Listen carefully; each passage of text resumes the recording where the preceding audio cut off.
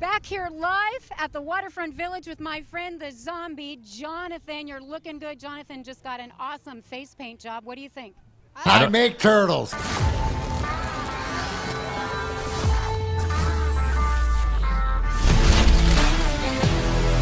It's now time for Big D Energy with four-time Stanley Cup champ Darren McCarty and the golden voice of Neil Rule. Live on the Woodward Sports Network, 99.1 and 93.5 The Roar, the Woodward Sports app, and anywhere you listen to podcasts. Let's talk some sports. It's Big D Energy.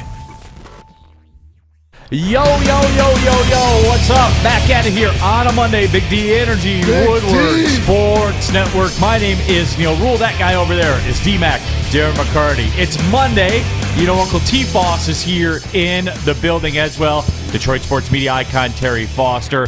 We got Spencer here. We got Sam Flannel on brand and on budget.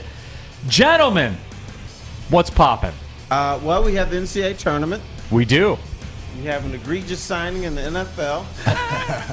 Which one? Which one? Oh, wait a minute. My mic's not on.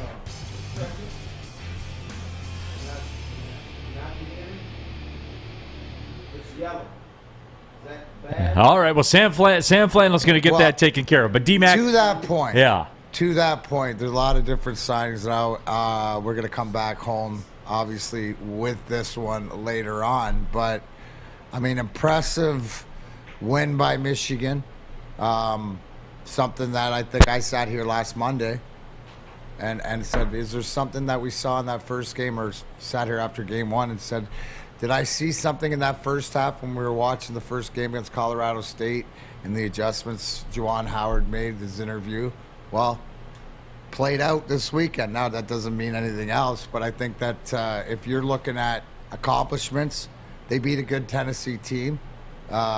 Michigan's playing well. They continue to play well at tournament time like they have in the past few years under Juwan Howard. And, I mean, I thought it was cool. On the other end of the spectrum, what happened to Michigan State happens too often, and it happened to us. And, you know, I'm not one to blame referees or the way the ball bounces, but a little bit blatant. I think you were a parent, Neil, and you bring this out, is when you saw the foul situation, you knew it was it was coming. What was sad is that you knew it was going to be an even up thing, right? And the way that they evened it up and how it played out. Now, congratulations to Duke and Coach K for doing what they needed to do with what was presented to them, but it just felt a little dirty to me. Well, you know, you knew it was going to go down that way, and I tried to tell everybody that was the way that was going to go down. I was sitting there watching with my friends and stuff like that, and we were talking about it. But you know that going in. Everybody knows that going in. That when Duke has 7 fouls with 8 minutes to go in a half, and it's 7-4, you know how it's going to go down. And I'm not saying, like, and this got misconstrued on Twitter where people thought maybe I was saying, you know, the officials were bad or anything like that. No, to wait for it. You were saying wait for it. I see how this is going to go down. And usually, and Terry's back up with us, it usually comes down. But in college basketball, sometimes it gets in the wash, so to speak, because kids don't execute. And the way Duke executed down the stretch and even, you know, to cover the spread, it felt that way. You could feel it coming. I think in sports, sometimes that happens, and basketball a lot of times, right there. I'm going to disagree, fellas. I didn't think Michigan State was good enough yesterday to sustain Duke for 40 minutes. And I agree with that. No, I agree with that, too. You know what? Doogie Howser, when you have a rebound in your hand, don't let it slip out of your hand and allow a fast break to go the other way. Don't allow 2 of your shots to be blocked by the Duke's elbow. You disagreed, but did you disagree with the fact that you saw the momentum because of what Neil pointed out when it's the foul situation? That you're talking about, that's why they lost. I'm talking about the way that the game was going to play back in Duke's favor for the last half of the game. That's what I noticed in your comment. Do you know why? I saw it different. I saw more of a championship caliber team knows when to take over a game. They took over that game when they had to. And Michigan State, which has struggled every game for the last month and the last 3 months of a game. This is nothing new. They turn the ball over. They become fanatic. That's what they do. I think to Terry's point, then, Neil, I'm going to combine them, is that's what I thought. If Michigan State was going to win the game and then looking at this was going to be the turn against them, they had no chance because they couldn't pull it out. And at the end of the day, when it came down to it, Michigan showed who their true colors were facing adversity and pulling through. Michigan State, to your point, proved that they weren't that championship caliber team by not being able to get it done. Well, and here's the deal: didn't Duke's big men kick Michigan State's ass inside? Bottom line, game? Yes, right. Absolutely bottom. And here's the deal. Here's the deal with all of it, where once you saw things were lining up, and I'm not here saying officials cost Michigan State the game or anything like that. No, don't get that twisted. You could see how this was going to play out because Duke took it to a level, Terry, that Michigan State couldn't take it to. When it got down to it, when it got down to the end and everything was on the line, and I look, and Duke, I forget what the score was. I can't remember if Duke was down 3 or down 1, and I see the ball go into the post, and it's Paolo Banchero against Hauser. Doogie Hauser. That was done. It's a wrap, T-Mac. It's a rack, and it's going to go down that way, T-Foss. It just is because Duke has more horses. They do. Right. And that's what it was. And I know Michigan State was up 70-65. I understand that. But this was the way it was always going to end, T-Foss. It was. I believe even when Michigan State was up 5, you know what I'm thinking? I'm not thinking, man, Michigan State might go to the Sweet 16. I'm thinking, how is Duke going to pull this off? Because they're going to. They're going to elevate their game because I don't think Coach Krzyzewski is ready to sit down yet. And the nation wants to see him make a deep run, too. So what are they going to do to win this game? I always thought Duke was going to win this game, even when they were down 5. To your point, Terry, did that not wake something up inside of all of us and say, wait, this isn't the Duke team that lost to North Carolina. This isn't that Duke team that blew Coach K's last home game. That this would, like you said, they were nasty, and that looked like a team that could make a deep run, right? That looked like the Duke. Didn't look like, to me, the typical Duke team. It looked like, talent-wise, it did, but they were, like you said, they got it done down low, and it seems what did Michigan do?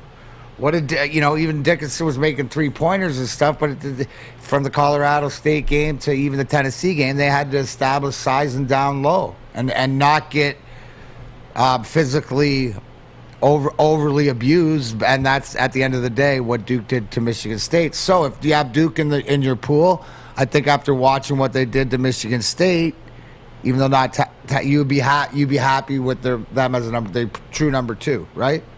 They played like a number 2. Duke made some incredible shots. They made some shots that if they tried them again in the gym today would probably miss. And then that little 2-foot point guard just kept driving the lane and taking it to State. So they became more aggressive and stayed more aggressive. And the thing about Michigan State is when you watch them play, there's going to be a stretch where they forget to run their offense. You can press them, and they're going to turn the ball over. They're going to make stupid passes, inexplicable passes. And this is not new to Michigan State. Everybody said, well, Michigan State this year, they're turning the ball over a lot. Do you know that they turned the ball over 1.2 times more during the 2000 championship game? Michigan State's been doing this for years. The problem is people don't watch him play day in and day out, but this is an Izzo problem. Tom Izzo needs to figure out, what must I do as a coach to get this turnover culture out of my program? Well, it would help to have the level of talent that Duke had. I mean, that would be a very good start, and that's where all this stops with me is Duke took it to a level that Michigan State was not capable of going to. They weren't.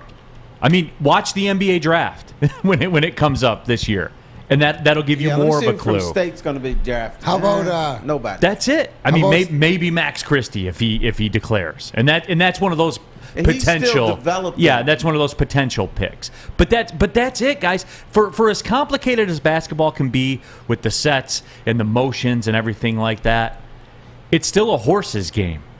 Who's got the horses? And Duke had something else that Michigan State couldn't get to. And their horses ran. That's the whole thing, is when the horses run. What is the hard when because hard work overcomes talent? During Talent doesn't recruiting work time, this player A, is considering Duke and Michigan State. 99% of the time, they go to Duke. And it's a cultural thing. North Carolina basketball is way bigger than it is here in Michigan. You'd rather play for Duke than Michigan State or Michigan if you're a high-level basketball player. First of all, Duke is a very good program. Secondly, you have a rivalry with North Carolina that no rivalry up here matches in college basketball. Michigan and Michigan State is not the same. From a national perspective, right? No. Even from a local, it's a holiday down there. Michigan State, when they play in men's basketball, it's not a holiday here.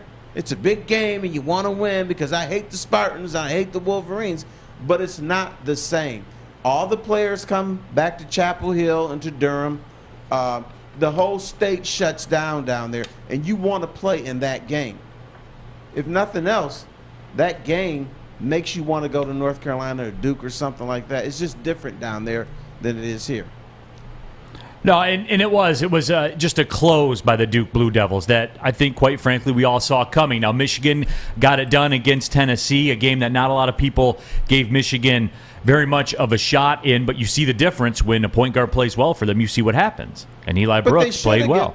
Tennessee, pardon me, a little bit of a chokers. That's what they do. Rick, and the Rick Barnes effect comes into play, too. That plays a role. And I would have rather have Michigan's draw than Michigan State's draw. Oh, no question. Yeah, there's no doubt about that, but it doesn't matter because Michigan's there. And, I mean, once again, by the way, and Robert Colosia, and you can get involved on our YouTube chat thread as you see if you're watching on the channel, that chat thread that's going on, you can jump in there. We'll read some of the comments that go on with that. Our social media handles are on the screen, so you can get involved. Don't forget about the podcast, too, anywhere you get your podcast. The Big D Energy podcast page is in effect. You can go back and listen to the show if you missed it.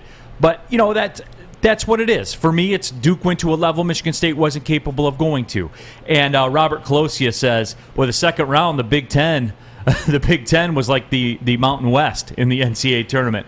It was a bloody weekend for the Big Ten. It's a good thing they do have Michigan, who, you know, and Jake Wagner said, I can't wait for Neil to walk back his comments about Michigan shouldn't have been in. I still don't think the resume was worthy, but both things can be true. Michigan should not be in the NCAA tournament. But they are, and they won. So, right, you know, won. And fortunately for the Big Ten. But once I saw their draw, I'm like, oh, they're going to the Sweet 16. You've seen this a million times, Terry, right? I mean, sometimes the things write themselves up. Right. And now we'll see what they got when they go up against Jay Wright and Villanova. And I know that's what was promised against Tennessee, but that Rick Barnes effect does come into play, Terry. Oh, yeah. We almost got Rick Barnes in 2011 in the tournament with Oakland. Iowa. Men's, women's basketball. Thank you for bringing that up, by the way. Women's basketball, men's basketball, football. Never, ever on this program, on this network, anywhere else, never, ever sell me on Iowa in anything. Never talk to me about Iowa. In football, in basketball, none of it. There is nobody more overrated in America in any sport than Iowa. In every sport. In every sport. All sports. Iowa. Don't save it. When we start talking about conferences, and this is going to happen in the fall, when we start talking about SEC football and Big Ten football, never jump in one of these message threads. Never go onto my social media and say, well, Neil, what about Iowa? What about Iowa? Enough with Iowa. Hey. That's it. They're dead. It's over. It's like I fell for the fake. I said, I'm going to watch. You all did. I'm going to watch an entire Iowa women's basketball game. I want to see how bad Caitlin Clark was. She was awful. She couldn't make a shot. She choked. She was brutal. She was like maybe Iowa's third best player on the floor that day. I'm like, oh, damn. I was a little disappointed, but I fell for the fake. Hey, I you felt see the that? Iowa face. Except in Iowa wrestling. Well, that's not real. So, Iowa wrestling is good. Oh, cool. and I'm kidding. Yeah. And I'm kidding. I'm sure it is. But no, to the point. But who knows? I know wrestling's big, and I know Gable Steveson, the Olympic gold medalist, won the national championship. Wrestling will probably be on Raw tonight because he hung up his boots on Saturday. So that's a big thing. But after that Iowa rant, man, you need a drink. You know what I'll do? I'll run right to the liquor cabinet, and guess what? I'll reach for that bottle of Gypsy vodka. Is it the morning? Yeah, it's the morning. But you can't drink it all day if you don't start in the morning. It took 50 different formulas, hosting countless taste tests, but we believe Gypsy Vodka is the best tasting, smoothest vodka on the market. It's gluten-free, corn distilled 6 times, uses artesian spring water. That's fun. That is a lot of fun. Cool-looking bottle as well. What do I care about? I pour it in a glass. It's good vodka with some ice and some club soda and some lime, and I am ready to roll on a Saturday night. Support local guys from right here in the state of Michigan. Gypsy Vodka, proudly made in Petoskey. Go to the store. Ask for it by name. It's Gypsy Vodka. As always, drink responsibly. What do you get when you mix fresh, juicy, hormone-free chicken with our savory signature sauces? The best damn wings you've ever had. Wing Snob Traditional Wings. Try our Jamaican jerk or lemon pepper. And we toss them to perfection. When your wings are this good, it's easy to be a snob. Order online at wingsnob.com today. Wing Snob. We just have better wings. We don't like to brag that we are the toughest sports network in Detroit, but we do have a guy named Darren McCarty on our side. Lemieux and McCarty, who've had a good knockdown drag up. There they go, right on the whistle. They were talking to one another. Woodward Sports. We are off and running here. Big D Energy, Woodward Sports Network. Neil Rule, D-Mac, Darren McCarty. We got T-Foss here on a Monday. T-Foss, you know what that means, man. We got story time with T-Foss. Sure. Coming up towards the end of the show. Maybe I have an Iowa story. Oh, okay. Tying it all in. You guys know how this will work. When we cross over to the second hour of the show, T-Foss will give you 2 choices, and you can choose your own adventure as far as that closes. But we are talking Michigan State and Duke. And also, too, we'll get to know our new producer here. Spencer Raxter is assuming the controls of the ship, so we'll get to know Spencer as things roll on. But I do want to start, Spencer, with our first kind of YouTube poll of the day. And I got a question for Michigan State fans, and I want to know the answer to this. Was it more about winning yesterday, or was it more about beating Coach K? I really think it was about beating Coach K. Okay. You know, because we realistically, Michigan State fans knew we weren't going to go too far. So being able to send Coach K home, that would have been what it was all about. Yeah, so that's what it was. Was it about advancing, or was it about beating Coach K for Michigan State fans? That's a question I'll have Spencer. We'll get that up on the YouTube chat poll. And, I'm curious to see where everybody taps in with that. Scott Klingler, hey, Neil, Michigan. Yeah, look, it's a 2-hour show. Scott, we can't get to everything in the first segment, man. It's a 2-hour show. We'll give Michigan their flowers. They did the job. And T-Foss and I think are in lockstep there. I don't think their resume was worthy of being there. But guess what? They won, and they're there. You know, they took advantage. I'll never, I'm still going to crush the Big Ten and their performance. And then you'll say, well, Purdue's in the Elite Eight. All roads are not equal, T-Foss. They're not. Purdue's got to beat St. Peter's to go to the Elite Eight. So are we going to anoint them then? Are they? St. Peter's, all 2,300 students of theirs, they just made it to number 15 seeds. Maybe they're obviously. But you know what? St. Peter's is a cute story, right? And we love it. But here's my question for you: do you want to see them in the Final Four? Maybe. I don't, because to me it'll ruin it. Get a chance. And you had a critical question about that, Terry. I want to see big names in the Final Four. St. Peter, you can win your next game. God bless you. You're in the Sweet 16. But after that, you got to go. I want to see the big boys going at it. And I think television ratings would probably bear out that you are right at some point, sure. T-Foss, because that's the NCAA. This is all going according to plan right now, where they got all their Power Fives in, and they had some upsets, and they got a good story that's in the Sweet 16. Right. But now it's time. Now it's time to move that along. That's right. Now it's time. And you got the good quote. We're not afraid. My players are from New Jersey and New York. What are we afraid of? So you got the great quote. Boom. Yeah, and so the NCAA has it the way they want it right now, D-Mac. They have their cute story in St. Peter's, but they have their Power Fives in there and everything. Now it's time to move this along. Now it's time to get, the North Carolinas and the UCLAs and all those programs. It's time to push them across the because you still got your share of 1 seeds. Now, obviously, Baylor took that slug, but it was North Carolina, so the NCAA was in a no-lose situation there, T-Foss. Either 1 seed was going to go on or North Carolina was going to win. So I think the NCAA as a whole right now, D-Mac, is happy with the way things are. No, I think they are because they like it. You like one Cinderella story coming out and moving it into the second weekend. You don't want them to go to the Final Four. I agree with you for ratings or just because that sort of Cinderella fades away because nobody realistically believes that Cinderella can pull off an Indiana Hoosiers, upset Jimmy Chitwood win. Right, so now it's pretty, but I think Terry's dead on as far and if you're network, right? If you're network and if you're like Neil who didn't know that the basketball was on True TV, but he knows all the other Hallmark movie references. No, you have that twisted. Oh, did I have that twisted? I know when opposite. basketball is on True TV, okay. but I did, T-Foss, I did keep my record streak intact of having never watched a second of a program on True TV other than college basketball. They almost caught me slipping when the game ended and I walked out of the room. They almost put on that fast food show. Yeah, they almost spun that one by me, brother, but they didn't. I don't even know what True TV is. I can't even say True TV. I don't know what programs they have on there except when the tournament is on. I think a lot of people. What is True TV? A lot of people are like that, but I think that to your point, Neil, and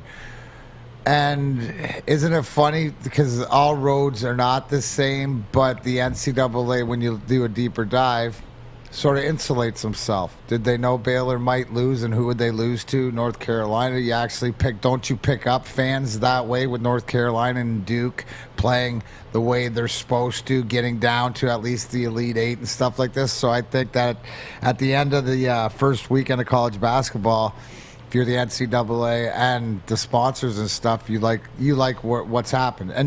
There's been enough in the mix, right? There's been enough in the mix, so to speak. That keeps the intrigue. We're talking about storylines all week going into games and stuff like this. And plus, it still keeps that illusion of, like Gonzaga's still there. So people are still seeing that Gonzaga, can they get over the hump and things like that. So the storylines are building. And we're probably going to get Duke, North Carolina 3. That'll boost the ratings up. Yet Coach K, he can go through Tom Izzo and North Carolina. Or North Carolina could boot him out. What a great storyline. I'm taking some heat, by the way, about this whole True TV stance that I'm on right now. Jason Parkinson, are you serious? Impractical Jokers is a must watch. Come on, Neil. You're telling me you never watched one episode of Impractical Jokers? That's all True TV plays. I think not live. You've probably seen seen it, but whether it's a product of True TV, you didn't say you didn't watch True TV products. You said you don't watch True TV live. Yeah, absolutely. Hardcore Pawn. Dave Schultz, Hardcore Pawn was a great show on True TV as well. Maybe, and you know what? Maybe it was, but I didn't fall for it. And I'm happy. I'm proud of that streak, Terry. I'm proud of my children, and I'm proud of the fact that I'd never watched True TV other than college basketball. You know what? You probably did watch it, but didn't realize you were watching it. No, you never saw the porn show. Terry, I don't even know where it is. I don't even know where it is. But I've seen some of these shows, so maybe I watched it and didn't realize I was watching it. Well, see, that's because you're not dedicated to excellence like I am. I am dedicated. I'm true to the game, T-Foss. I'm not watching True TV. I think more you know what? More of the I question came on here is Monday do you and know? said, I'm not going to call this guy a snob today. And then you just put bubble snob on me. There's nobody in America that watches True TV. The only reason True TV exists is to have an outlet for CBS to show the games. Jokers. A lot of people watch that. The Pawn Show. A lot of people. So somebody's you guys are watching. making a great case for streaming. Because how many people don't even know, right? Because you don't, like these TV networks or whatever, it's to produce content. I watch Impractical Jokers in content online. Yeah, it's a True TV product, but you usually stream it. So It's not like it used to be where, hey, what channel is Super Friends on? Oh, ABC, 8 a.m. Saturday morning. If you 9 a.m., you missed it. You're not going to see that episode ever again. Well, now you can 20 years later. Vinyl Diva Crafts. Can't believe these guys have never experienced the greatness that is Joe Gatto on True TV. No, I haven't, nor will I. What do you got, Sam Flannel? Vinyl Diva Crafts is actually my fiance, believe it or not. Okay. Yeah, just for the record. Who's this, Joe Grotto or Joe who? Joe Gatto. And Practical Jokers is a damn good show, and I don't want to hear anybody slander it. It is a great show. I know, D-Mac, you said you saw some clips before. Oh, no, of course. No, I don't know. It's not a great show. I'm just proud that I didn't fall for it, and I haven't fallen for it, and I'll never fall for it. Okay. That's it. They almost got me yesterday with their little fast foodies. Baron Davis, they kept promoting Baron Davis, so maybe they're trying to hook the sports fans. I almost slipped, but I stood tall. You're a strong man. I stood tall, and I got the job done, and I think I'm to be commended for that, T-Foss. God bless you. I'm going to commend you for it. I don't know any of these people on there. Yeah. Lewis M., True TV is one of my favorite channels, LOL. Can you confirm this? Are you a True TV guy, Spencer? No. I'm not a True TV guy. And, in Practical Jokers, I've seen it here and there. But now that they're so famous, I can't buy that these people don't know who they are when they go out in public and see them doing these things. So, no, not a True TV guy. You feel as though it's like Jump the Shark, I guess you would say. I think those for guys sure. are fake. I agree with you. But that's... they do the stunts, but then it just seems like the setup is fake. And what's True TV's ratings? 0.0? Except yesterday. Well, over the weekend. Yeah, except over the weekend because I locked in. I reloaded the app on the Roku and all that. Oh, God. And now, you know what I did yesterday, though, after I turned it off? Deleted it out of there because I don't need it. I'm never going to watch it. Right. You got to do those things, Terry, in order to hold firm to your beliefs. D-Mac is a little bit of a crazy guy. Do you watch it? What, Jackass? True TV. What do I watch? You watch True TV? I am not. I do not. I'm not against it or for it or whatever. Yes. You don't actively seek it. If the program I'm looking for at the time is on True TV, then yes, I will watch True TV. I'm more of a search around. I use that Sling, so Sling's my base. Yeah. Sling it, baby. Sling it. Just sling it. Sling TV. I like that. Chuck Brewer, don't break that arm patting yourself on the back. Chuck, I'm proud of that. That I didn't fall for the whole True TV. What do you call it? T-Foss, when somebody's trying to run one by you. You got a great terminology that you use. They're trying to run a Boston on you. Yeah, One of them, yeah. They're trying to run the okey doke. The okey doke. Yeah, that's what it is. I don't fall for the okey doke, T-Foss. Be a man. Yeah, so, that's what it is. Joey 2 times, Big Spencer in the booth. That is right. The Spencer Raxton era has began. Or Spencer, I did it again. Spencer Raxter era has began here on Big D Energy. Sorry, Spencer. I'll get it right, Spencer. I'm sorry. It's man. all right. I gotta pay my dues before you get it right every time. Yeah, I will. Look at that, man. That's grim. That's grim on my part. I got to be better. I'll look you right in the camera and tell you guys that I got to be better. Hope you guys were doing better on mybookie.ag this weekend. I hope you got those bets down. And then I hope that you found where True TV was, and then you were in the mix at mybookie.ag. We're off and running. We're right in the middle of March Madness. And don't forget, too, Major League Baseball opening day, less than a month away. The Masters coming up. NFL Draft, if you want to go that route, you can bet on it all. Anything, anytime, anywhere with mybookie.ag. Sign up. Use a promo code Woodward. They'll match your deposit up to 50% of the deposit, and you are locked and loaded and ready to go at mybookie.ag. And, guys, look, you know the name of the game in all this. The apps are cool and everything like that, but mybookie.ag runs smooth. It's easy to read. That's the thing that I like most about mybookie.ag. It runs quickly, it runs smoothly, and it's all easy to read. It's all right there in front of you. So once again, sign up today with the promo code Woodward. They'll match your first deposit up to 50%. So there you have it. You'll be ready to rock. Bet anything, anytime, anywhere with MyBookie. Have a problem with gambling? Call the Michigan Gambling Helpline, 1-800-270-7117. Hi, my diamonds. It's Crystal with an X. You want to get hot and perfect like me? Here's my super easy routine. Drink at least a gallon of water before you wake up. Attach a weight to everything in your house. Hello? Sell your car and just sprint everywhere. Scream when you exhale. Don't follow Crystal with an X. Do your own thing at Planet Fitness with tons of equipment and free fitness training in our clean and spacious clubs. Join now for just $10 a month and cancel anytime. Mornings in Detroit just got bigger. Starting April 4th, Terry Foster joins the Morning Woodward Show. That's right, the Motor City icon is now going to be on Woodward Sports every morning. So make sure you're waking up 8 a.m. to 10 a.m. daily to hear the Detroit legend along with Adam right here on Woodward Sports. Hi, I'm Kay Cunningham. I'm proud to partner with Hall Financial, the mortgage company known for 5-star service. Don't just take my word for it. Check out their 5,000 5-star reviews for yourself. Go to callhallfirst.com and get started with your 5-star experience today. Off and running here, Big D Energy, Woodward Sports Network. Neil Rule, D-Mac, Darren McCarty. We got T-Foss, Terry Foster. We have Spencer here in the building as well. Sam Flannel is on brand with the flannel. We are at day number 16, right? I thought it was 21. 21. Okay, my bad. I shortchanged you a week. Day 21 of 365 consecutive days of flannel. If you were watching on the YouTube channel, you just saw the commercial. Terry Foster will be on the morning show full time starting on April 4th with Adam. So you're up anyway early in the morning, T. Foster. You're ready to rock. Yeah, I'm up at 2:30 in the morning, so may as well get my day started. Oh, congratulations! Yeah, thank great. You. And then Adam, you know what? Got to stop that guy from cussing so much. Yeah, can you calm him down, man? That's what I'm supposed to do. Calm him down a little bit, except when it's necessary.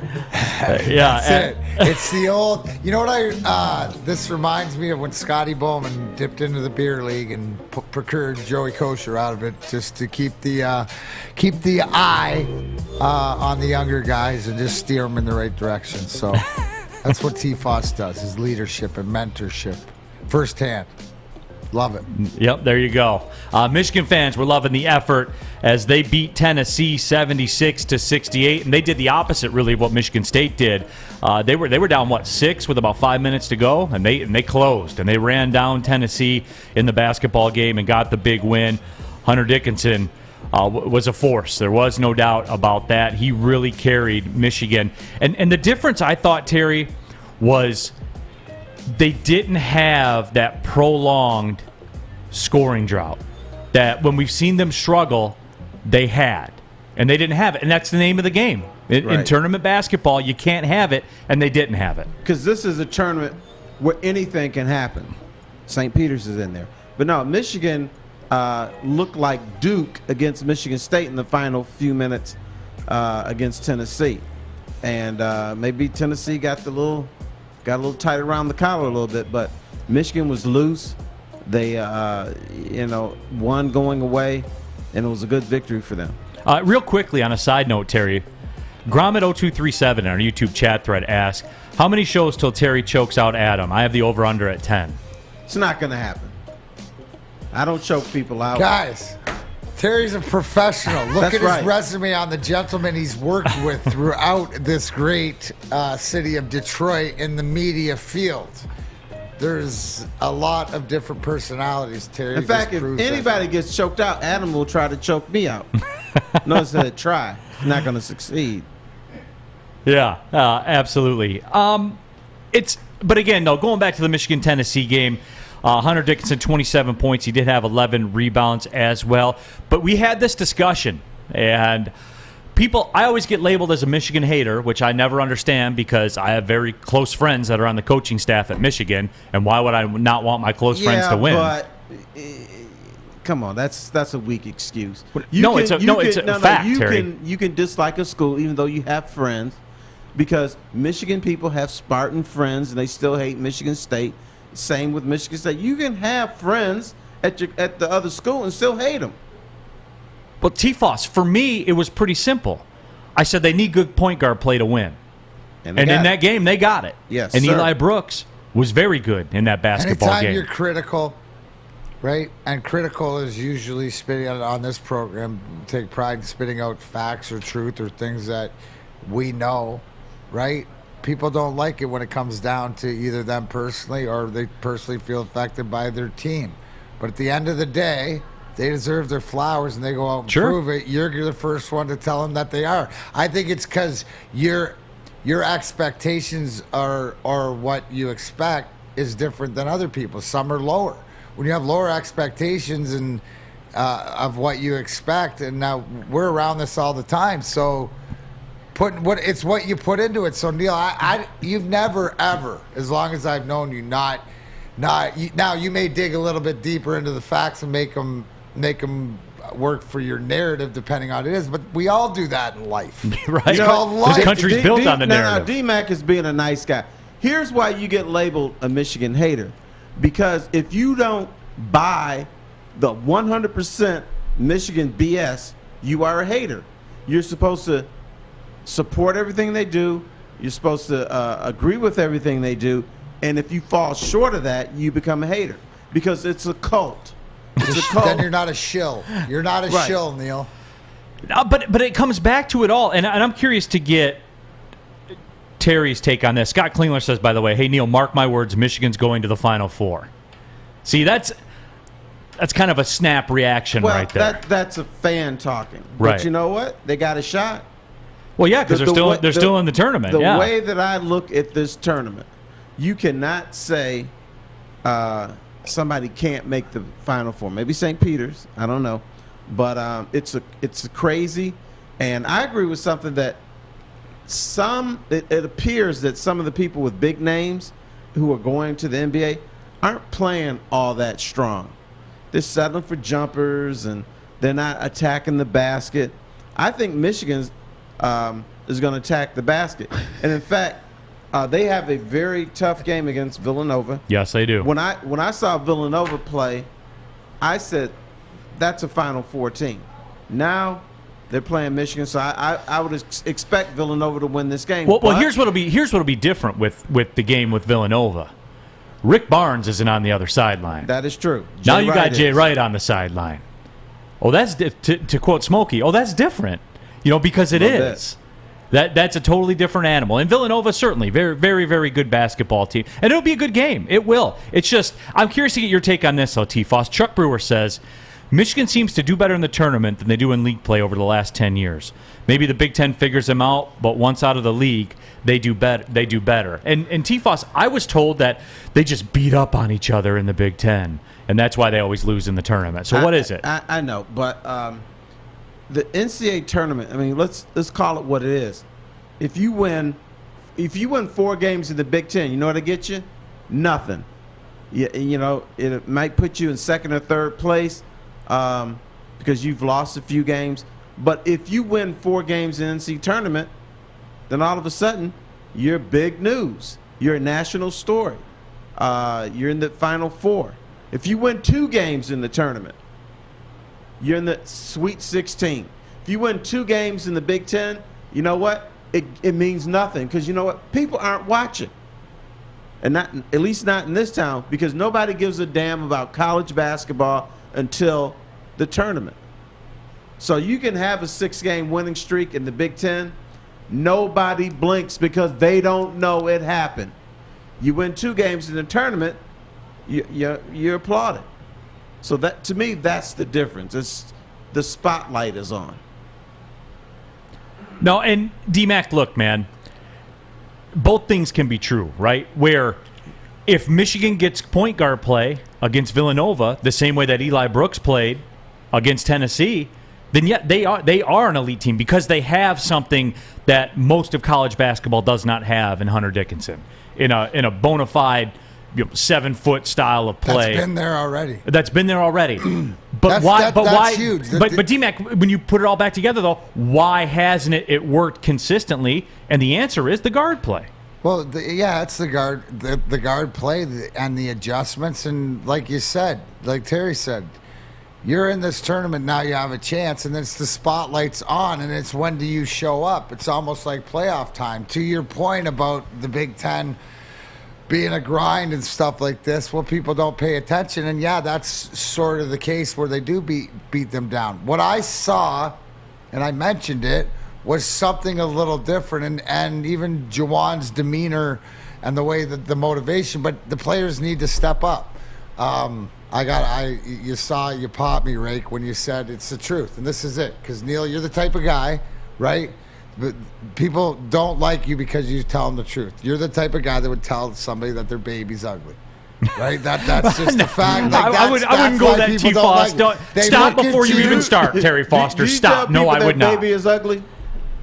No, I would never do that. All right. I would say that's how he's viewed. Now hold on. They view him on I can't. That's a perception of your Michigan fandom, right? When people look and go like because you give them things that so in that way. So people whose kids are ugly, they know their kids are ugly. Don't tell me they don't know their kids are ugly, right? You just don't tell them, right? So you're telling them things, and this I'm reverting back to the Michigan.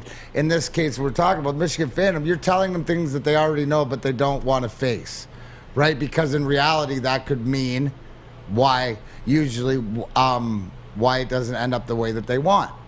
But to your point, yeah, it's playing out because now the guards are playing better than they have in the last month at the time they have to. Hunter Dickinson, and I think there's something to being there as much as they have been, that they're comfortable. They're comfortable because they're tournament tested over the past few years, no matter bubble, no bubble, anything else. There's something to it. And they're the other comfortable. thing That's what it is. It's very hard to win on the road in the Big Ten. Maybe that explained why Michigan would win and look great and then lose, win a couple in Chrysler, then lose. So, you don't have the home court advantage, even though Michigan sort of had the home court advantage by playing in Indianapolis. But you don't have that. And so that's why the regular season is much different than a tournament. It's neutral. It's a neutral setting. You don't have home refs. You don't have to fight against the home refs for the other team, and you don't have the home refs that take advantage for you too. So it's an entirely different sport, the tournament to Big Ten play. Dave Schultz says Neil isn't part of this blue wall media group like a majority of Detroit sports media is, and people give him crap for it. I salute him for it. Well, I appreciate that, Dave. And the bottom line is, I just sit here and say what I see, man, and I notice similarities, and that goes back to when I was texting you guys or tweeting about the foul stuff yesterday in the Michigan State game. I've seen almost 500 Division I basketball games.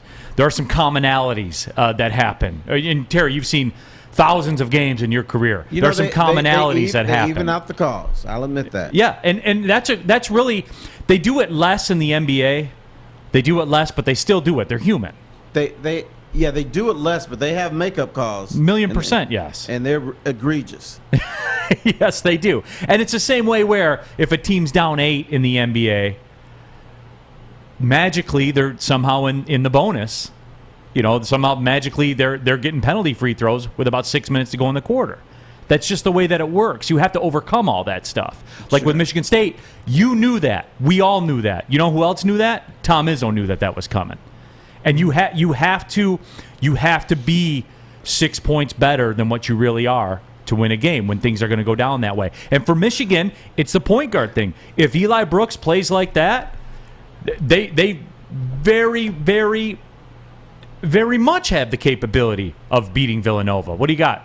Just before we go to break, I have to give credit to Eli Brooks because I have been very critical of him over the years. Oh, me too. He played the game of his life, the best game of his career, in a game that they needed to have, and he flat out closed that game for Michigan. I know we all saw it. He was unbelievable. Well, Hunter Dickinson kept him in it, kept him going in it, and then Eli Brooks took over down the stretch, and the guard play won. Big shot, baby Jabbar.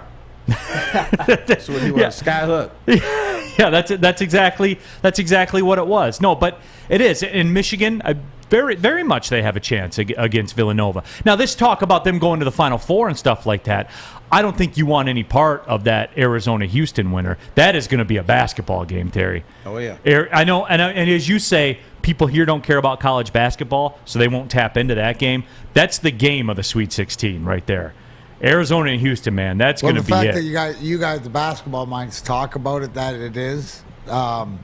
So, like what you're saying is that if this was the final of the NCAA basketball this year, you would have been good with it, right? No question. Yeah. So, wow. So you might want to watch it to see if you've picked one of them to get to the finals. Maybe you do. And you know what? If you're working on at Planet Fitness, you can watch it while you're on the treadmill there at Planet Fitness in the judgment-free zone where you can work out in a non-intimidating, judgment-free atmosphere. Membership starts just $10 a month for access to your home club. The Black Card option's out there in play as well. That's how I roll. $22.99 a month, less than $1 per day. Unlimited tanning. You get the hydro massage, the massage chairs, total body enhancement, but the biggest thing, access to over 2,000 Planet Fitnesses worldwide, and also unlimited guest privileges. You can join today in club. You're going to pass 2 of them on your way home, so just pull on in there and sign up. Don't want to do that? Want to do it right now? Cool. PlanetFitness.com. That's the play for you, no matter where you are. There's a Planet Fitness close by. There's one open in Midtown Detroit at the Detroit Pistons Performance Center. Right now, $0 down, $10 a month. You're in there at your home club. Get it going, everybody. It's Planet Fitness. Where your fitness, D-Mac. Fitness is essential.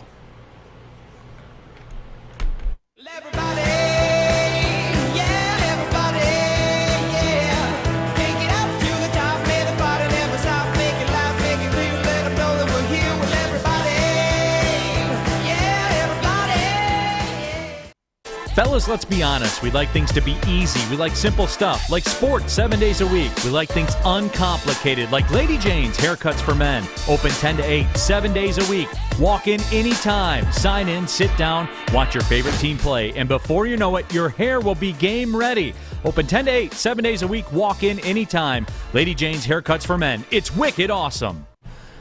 Neil Rule here for Chili Peppers Tanning, where you find the cleanest salons in the D, spotless, sanitized rooms, and they have trained and certified tanning professionals. Join the Pepper Club. Get your unlimited tanning on. They got Australian Gold, Designer Skin, Caltan, and Swedish Beauty lotions there as well. Chili Peppers Tanning. They have the hottest bulbs, the hottest deals, the darkest tans. They are your vitamin D headquarters. Check them out on the web at chilipepperstanning.com. 26 locations and more on the way. Chili Peppers Tanning, the best in the game. What it do? Rolling up towards the second hour of the show. Big D Energy. Neil Rule, D-Mac, Darren McCarty. Uncle T-Foss is here in the building as well. We got Spencer Raxter here in the building. He's off and running. Haven't skipped a beat. So far, we're about 47 minutes in. Spencer, the thumbs up, brother. Hey, I appreciate it, man. I'm just trying to do what I can. You know? It's easy when I'm working with pros like you. Oh, okay. All right, that's enough of that. We got Sam. Hey, you know what? Well. Spencer, I was on what's the little Fat Boy show that you guys do? I did that last week. Woodward heavyweights. Let them know. Yeah, you did have a great conversation with T-Foss. Great podcast. Let me give you your flowers. That was a heck of a job, you guys. T-Foss, you took the young kids, and I laughed hard. It was nice. But talk about Woodward heavyweight. Oh, yeah. We had T-Foss on last week. It was a great show. You know, it's me and Easy back there in Studio B. We got our own YouTube channel. It's Woodward Heavyweights. We got a Twitter page, WHW Pod, where you guys can follow us. And, yeah, we're doing big things. We had that interview on the street at St. Patrick's Day, interviewing drunk people around Detroit. That was awesome. Obviously, we loved having T-Foss on. We're going to have Braylon on for episode 17. We saved Braylon for episode 17, so that should be coming up shortly. So, yeah, it's a lot of fun. We talk Detroit sports, combat sports. It's unfiltered, more loose content than you get in the actual studio here, so it's a lot of fun. But you know what made that show? What's that? We were doing Crown Royal during the show. You were drinking during the show. No, I understood. Because they knew how to get into some Uncle Terry Foster stories like we do here. Absolutely. On our YouTube chat thread, remember, you can get involved on there. Drop your thoughts. We'll read those as the show rolls on. Chef Chris Smith, Neil's pet peeves. Number 1, ugly babies. Number 2, paper checks. And number 3, homes with only one furnace. That is a rotating power ranking. I don't, T-Foss, I will never say a baby is ugly to the people's face. Now, when we're walking away and we're out of earshot and I'm standing there with my wife, I might say, wow, that baby's pretty ugly. And then she'll give me that look that she gives me, like, what the hell is wrong with you? I know women do that. Or you could say this, isn't the baby cute? And you just don't go, you go, You don't say anything. No, once we walk away, because I just want to confirm, and I'll do that, right? Like I do this with you guys on the show here. I'll take it to the streets and say maybe I'm wrong. D-Mac, you've heard me do this before, where I say maybe it's me, maybe something's wrong about me. I'll take it to the streets. I'll get everybody's input, and to quote the great Sam Flannel, as information and data changes, my opinion can change as well. But I do that. I cross-check, do I not? You do. Absolutely. I think it's just sometimes the accountability and just, because I love the way that you get it out somewhere, right? Sort of like we called Scotty Bowman Rain Man. Not to his face, behind his back, right? So see, there you go. You got to be out of earshot. But is it just me, or is he way? You too did many that with the steps guys, ahead? right? We're like, we're all on the same page. Yeah. So. Did Stevie Y say that too? When my son was born, I was very happy. Stevie said, I think Stevie came up with it. I admit my son was ugly when he was born. Because people say, "Oh, he's so cute." I said, "No, he's not. He looks like Buddy Hackett." Because his nose was already full grown and his little face. All the kids out there are going to have to Google Buddy Hackett. Yeah, he will. Buddy Hackett had a really big nose. Detroit Dabber 313 LMAOOO, quote, that little fat boy show, unquote. Chuck Brewer says it was a great listen. Rack says that interview was gold. So check it out, Woodward Heavyweights, if you guys get a shot. People said, Neil, really? Checkout lines wasn't in your top three? Oh, yeah, I really, really don't like but that falls in lines with the check thing. You know what I'm saying? Okay, so check and checkout. Yeah, check. Paying by check and a checkout. How about that? I was going to, and I should have done this, and I didn't, and I knew I shouldn't have. I rolled through Meijer, and the lines were kind of long, and I went through with about now, it was. How many? All right, here's a question for you guys, real quick. And I know this is off topic, but I want to get everyone's take on this. I had 18 different items, but I had 34 total items. Is it total items? You went to the 12? Yeah. I went through the 15. Yeah, I did. 100%. It was. Okay, you know what? Hey, and as long as you were, I don't have a problem with it. But if I was there watching, like from the far with the guy, I wouldn't have a problem, like for your efficiency, whatever. But how many eyeballs were on you? And did anybody say anything? No, because I was on it. T-Foss, I was running it through there. But every time you go, deet, deet, that's an item. Okay, so it's not 18 different items that I have multiples of. It's a totality of the items whole. So you were wrong. But I wasn't He's wrong. Always wrong. Because I was faster than everybody else. It's results. Okay, what's the point? What's the point? Results driven. I get it. What's your time? What's your 40 What's your time? What's your checkout time?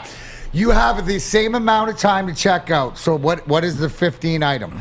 15 items I think it's a suggestion. 15 items should take you 2 minutes. Whatever it is, you can. So you get the 2-minute clock. Whatever you can get, whatever else you have to pay for and leave for the next person. There's no shot clock up there that says you have a minute and 30 seconds to get through there. Because if I can get, to Neil's point, if I can get 30 items or 35 items through the same that you anoint people in your mind to do 12 or 15, why shouldn't I be able to, right? Right. It's all about time. You're bending the rules. No, it's all about time, Terry. Because isn't that what the express lane's for? To speed up time? So how much time are you allowing? Because it's right. If that was the case, they would say you got a minute 30 seconds to check in all your items. But it doesn't say that. See, I think it's a time-based theory that they have on there. The average person with 15 items. Terry, this is a sport for me. Like this is the 100-meter dash. There are no games. I'm not playing around. I'm not looking at my phone. I am scanning and going, and I am out of there. With 34 items, with 35 items, with 29 items, I'm out of there faster than the rest of those people are. Well, you think you are. No, I know I am. I know it's personal, Terry. Like it is. It's personal. Robert says Neil ignores the checkout line rules anyway. Mike G, rule breaker. My baby ain't ugly. It's just visibly challenged. Jason Norman, my parents called me Kazoo from the Flintstones when I was younger. Oh, wow. John Marks, Neil, I'd watched you call the Detroit City game. I've been waiting 20 years for pro soccer in Detroit. You were beyond great. I hope ESPN Plus puts the Detroit feed in most games. I appreciate you tapping in, John. It was a lot of fun. That was awesome. Yeah, it was a lot of fun. We'll talk about that coming up in the second hour. And, it's Yeah, Rob Swift. If you have 27 snack packs, that's only one item. No, that's false. That's false. That's 27 rule math. items. That's Neil rule math. I just think it should be out of time, right? And then I agree. there should be a consequence if you go over that time, Right. or you can buy extra time. But I wouldn't need the extra I time know you because wouldn't. I'm And you- in there Hey, getting it done. Just like I know you didn't park in the handicap, No. but if you were, you would have to expedite the process. But you didn't. You parked as close as you could. I'll draw the line there. Yes. Now, will I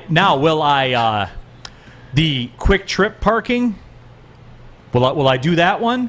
Yeah. Oh, because it's a absolutely. quick trip. Yeah. Because I'm not in there But playing you can games. get your 35 items in the 10 minutes you're allotted to park there and get through the line. But Neil, rules are not made just for you. It's for everybody to follow. What you're saying is, I'm special. I don't have to follow the rules because in my mind, I'm quicker than all you other schlubs out there trying to get 15 items in there. See, Alfredo Flores. It's true that you are faster. Alfredo Flores in our YouTube chat thread puts it beautifully. Too many Karens out there. Get through fast, and I'm good with it. Alfredo, that's what I'm looking for. Some effort, some urgency. I just want some urgency. You can have 22 items if you have some urgency to it. Just try. If you do. But see, you're the dude that's, yes, let's have rules, except for me. It's good for thee, but not for me. Right. I can do what I want to do because I'm special. That is not the case. That is not the case, Terry. You know what is special, though? When you get to hang out at Fowling Warehouse, right, Spencer? All right. Oh, yeah. That's where you need effort, is at the Fowling Warehouse. Home of the original football bowling pin game called Fowling. There's a bunch of different ways you can do it. You can host your corporate party down there. You have $10 unlimited play. You can stay from open to close. You got $120 lane reservation for 2 hours, up to 10 people. And even though Sawyer's going down to Kentucky, he might bring some of those $2 mystery beers with him. They got a mystery beer vending machine where you put in $2, it pops you out a beer. No questions asked, no decision making, none of that. But if you want to get picky, if you want to choose your own beer, they have over 100 on the menu to offer. Make sure you go down to the Fowling Warehouse. It's in Hamtramck. You can check it out in person, or you can go down at fowlingwarehouse.com. Again, that is fowlingwarehouse.com. Make sure you go check them out and tell them Woodward Sports sent you. We'll be right back. You don't have to go to the beach, man. You don't have to get your butt crack full of sand. You just need a little chili peppers, man, to get that glowing beach chili peppers tan. Woo! With 26 locations in the Metro Detroit area and more coming, Chili Peppers Tanning is where you'll find the cleanest salons in the D. Join the Pepper Club for the best deals on unlimited tanning. Head to chilipepperstanning.com. You just need a little chili peppers, man. Putting on a show here, and that's how you answer. We love our sports. We just wish they'd love us back. Detroit sports for Detroit sports fans. Woodward Sports. Back at it, Big D Energy, Woodward Sports Network, Neil Rule, D-Mac, Darren McCarty. We got T-Foss as well. He's warming up over there, getting your choices ready for the Choose Your Own Adventure. Storytime with T-Foss coming up. We will get those suggestions when we come back from the next break. We will take it to the streets. Closing up the YouTube chat poll for Michigan State fans yesterday. Was it more about trying to win in advance, or was it more about beating Coach K? 57% say it was about beating Coach K.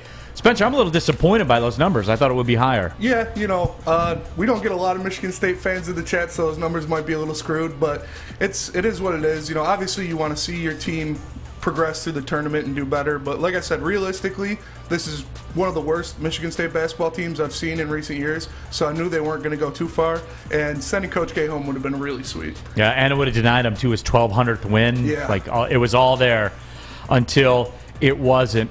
Some other big news that came out over the weekend was the Matt Stafford contract signing, guys. And not only that, you figured at some point that was going to happen. 4-year, $160 million extension, $135 million of it guaranteed. And that's fine. That's what you get. That's what comes along with the territory. I'd actually say he probably gave up some top-end money for more guaranteed money, I would imagine was the case there. But, well-deserved, Matt Stafford. Plus, he already got paid in Detroit, so he's set. to the tune of $250 million. Yeah, no doubt. But you know what? Good for you. That's the market. You're a quarterback, a Super Bowl winning quarterback, and good for you. You deserve that much money. I would say you probably even took a bit of a discount to stay there. But this point is going to turn into this. And if I could just have the floor for a second here, guys, because it's all yours. Yeah. After that contract announcement came out, we also saw over the weekend the debut of the Matt Stafford AT&T commercial, where he talks about trading in his old cell phone, even though he's had it for a really long time, and he really likes it a lot. But he was going to have immediate success with his new cell phone. And Terry, see, I understood that when you win Super Bowls, when you go to L.A., these are the types of things that happen. But for some reason with Detroit fans, I noticed this all of a sudden was the line. This was the line where now they were going to get upset. These same Stafford fans that were saying, that's my quarterback, and he's a great quarterback. He's still our quarterback, even though he's not and he's in Los Angeles. He's still our quarterback. That's the same people that were saying that all of a sudden were saying, he's talking about Detroit in that commercial. Why did he do that commercial? That's taking a shot at Detroit and his times with the Lions. Now all of a sudden that's the line. And for you know what, everybody that was upset about that Stafford commercial, you got what you deserved there. Just like you're going to get what you deserved in the draft when you don't get to draft someone that you wanted at 22 or 25 or 29 because you wanted him to win to, quote, get his ring. That's what you deserve. You deserve that AT&T commercial as well. Everybody that had a Detroit Rams t-shirt or a hoodie for the winter because it was colder outside, everyone that had a Detroit Rams shirt, you got what you deserved. If any way you're upset about the Matt Stafford cell phone commercial, but you weren't before, you got what you deserve, folks. This is part of it. This is why. And I told you guys, he's never coming back. Like people in the back of their minds thought, well, one day we'll reunite and Dad's going to come back. No, he's not. It's over. And now he's doing cell phone commercials about it. And everybody out there that would say, get Stafford his ring, there you go. That's what you got. So put your Detroit Rams shirt on. Go switch your cell phone service from Verizon over to AT&T because you want to support him because that's your quarterback. You all got what you deserved. All right. Here's what I thought about the commercial. First of all, I refuse to believe that people were upset about it. I would say, no, it's just got to be a few people. I was the same way, T-Foss. But then it just kept flowing and flowing and flowing. And then it reached the point where I'm like, bitches. We're bitches here in Detroit. We're going to be upset about that commercial where he bent over backwards to say, the 12-year cell phone, I really loved it, still loved it and everything, and we're going to get bent out of shape like this. We're supposed to be the D. We're supposed to be hard-ass fans, blue collar, lunch bucket, and we're going to get bitch slapped because of a commercial like that. That is ridiculous. What's wrong with this town? I try to stand up for you all the time, but then you do little bitchy stuff like, oh, Matthew Stafford's making fun of us. Oh, that's not right. This is the D. This is Detroit. We're supposed to be hot. We're supposed to kick everybody's ass in the world. Like, I have friends in Dallas, and they say, Dallas is the big D. I'm like, baloney. It's Detroit. And I can't say that anymore. You know why? We're bitches. Because Matthew Stafford offended us in a commercial. Think about it. I'm so disappointed. Yeah, but that's just some angle. I laughed. I thought it was you reap what you reap. So my opinion as the athlete is anybody said, well, now I know how Matthew Stafford looks at, his time here or the Lions here, because at the end of the day, you don't have to shoot the commercial. You don't have to take the money. You don't have to like the concept. We just saw that. We agreed that we know he signed 2 contracts here for millions, $250 million, and just signed this other deal. So it's not about money. I think it comes down to that. I take more offense to, okay, well, that just lets me show. I know you did a lot of great things there, but to me, that's not Detroit versus everybody mentality. But why would it be? Because It's the same thing as the baby daddy or whatever that I see it in here that got away. He's got the new family, the new life. So he's gonna be all about that. He ain't coming back. That's what you need to understand. Is at the end of the day, right? You were trying to play nice with your ex and all this and being cheering and wanting great things for him. When it came down to his decision, he showed you nationally how he sort of felt, whether it's a joke or not, or you take it serious or whatever else. If I was going to be offended, that's what I would be more offended by, but I'm not because it is what it is. To Terry's point, come on, you're harder than that. Did he say? Was there anything that wasn't truthful there? No, it wasn't. You know how so soft we are? thank you very much. No, stop. You know how soft we are? The Claude Lemieux thing when he busted up Chris Draper. You know what you should have done? You should have just given him a strong lecture. Don't do that again. That's my pal. That's what you should have done. That's Terry, where you're soft. trying to talk to whoever you are there, and you know what? I'm sorry. To Neil's point about whatever his views or whatever, yeah, that's great. Other people do. I don't. You saw how I reacted or how that's me.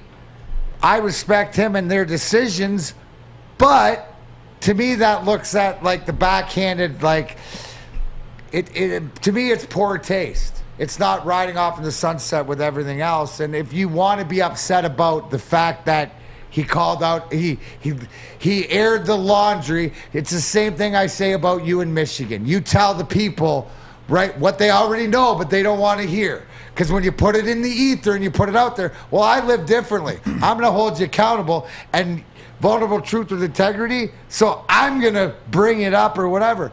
When I saw this, I laughed because everything is true. We lived through it, but I was like, I wouldn't have done it if that was me, but I don't have $500 million and I don't know I don't know how. Because to me, at the end of the day, that to me is the true colors of the feelings that he had, that he never let it go here. And maybe it's more Kelly. You don't know. No, we don't know. But my point was, you didn't see D-Mac in ads for the Calgary fish market when you went to Calgary. It's not that point. And they put a plate of octopus in front of them. It's the Detroit Lions, and it's the low-hanging fruit, and they went for it. And they had all the reasons. Like I said, was anything not true? It was all true.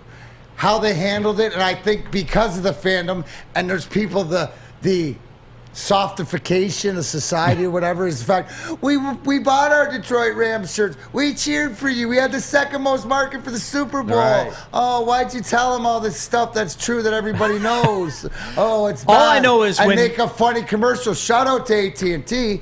But my point is at the end of the day, the accountability is you don't have to shoot. You don't have to take the check. To me all the time. Yeah. Right? That's why I have people in place. But to me, that's more of a backhanded. In my honest opinion, and I don't know this or whatever, but when I see that, that's Kelly getting back at somebody else, right? Because it flows through there, right? I don't see Matthew Stafford and knowing Matthew Stafford is has that, but I also don't think you can't handle it. Damn commercial to sell some phones. That's well. It was funny, giving them away and true. Now, all I know is I didn't see Darren McCarty pitching the Calgary fish market with them putting a plate of octopus in front of him and him saying, you know what? I never really liked octopus anyway. And then he pushes it to the side and goes to the Calgary fish. I didn't see him doing that, right? Well, that's why? Because he won some rings here. He did something here. He played for a real organization. So there was no need to. Gromit 0237. Dad went out for some ice cream and cigs, and he ain't coming back. Neil, that wasn't his first commercial. You know, he had some of those daytime TV, local channel commercials driving around his F-150 picking up some pizza while he's here in Detroit. Yeah, they showed those commercials at like 3 in the morning. Yeah, they play them on the local access stations. After Uncle Bob's barbecue commercial came on, then they put on the Matthew Stafford F-150 pickup commercials at 3:30 in the morning. Mass Marcus says Neil's big hating right now. And let me get this straight with everybody here, Mass Marcus, is, guys, I've been very open with my feeling on it. The second he left, it was a business decision for everybody involved, Lions included. And I'm still here. Like, I still root for the Lions. I don't have a Detroit Rams T-shirt. So the second he left, now this was a unique circumstance. Again, I'll go back to it. I'll recycle it because I feel as though there's some new people along, so I have to restate my position. The second he left, it was a unique situation because the worse he did, the more the team I root for benefited. And that's all I care about is a team I root for. The people that leave, they're gone. They're not coming back. As Gromit said, Stafford left for cigarettes and ice cream and still hasn't been back. So, that's where it is. I'm not big hating. I don't care in the least. I don't care. And somebody else said, DNC Entertainment, nobody is upset about that commercial, Neil. T-Foss confirmed. People lost their minds about that. I was trying to say, no, people are not upset about the commercial. But then it just kept rolling and rolling and rolling. I'm like, damn, they are upset about this stupid commercial. So, yeah. I'm just shocked and upset about that. We should be stronger than that. Who the hell cares? Right. I'd figure there'd be more people like Dave. So seeing all his local commercials here, I wonder how many takes the AT&T commercial took. So, that's I just don't get it. I don't get that was the line all of a sudden where everybody you put on a Detroit Rams shirt. And that was cool. But the line was when he does an AT&T cell phone commercial. I put my Detroit Ram shirt on as a joke. It's a funny. That's funny. Why I put mine on. I do own one. You got to tweet a picture of that, Terry. Maybe wear it the first day of the Morning Woodward show on April 4th. Let's do it. Let's do that, shall we? But you have a sense of humor, Mr. Foster. And I thought other people did too, but I guess I was wrong. Not when it comes to the Lions or Michigan, obviously. Let me tell you about the Sports Marketing Agency. They've been leveraging pro athletes and other notables for a decade against the issues around mental health and substance use disorder. With the help of NFL alumni, Sean Jordan has been able to save lives and take a stand against these issues that are a factor in all the world around us.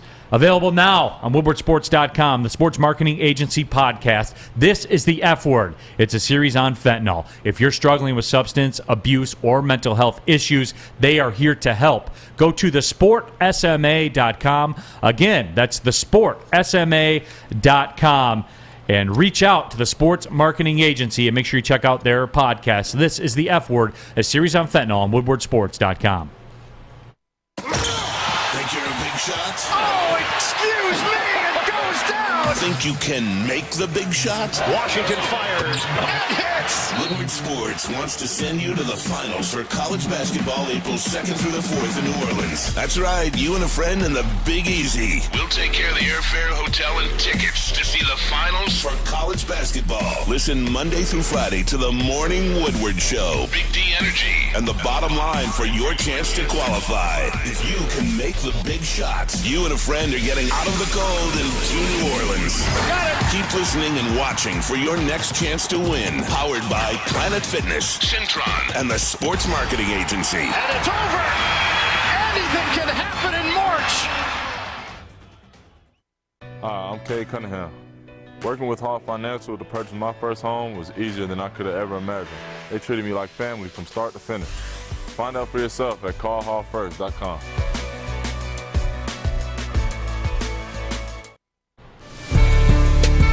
Back at it here, second hour of the show. Big D Energy, Woodward Sports Network. Neil Rule, T. Foss, Terry Foster here in the house. We got D-Mac, Darren McCarty. We got Sam Flannel. We got Spencer Raxter as well.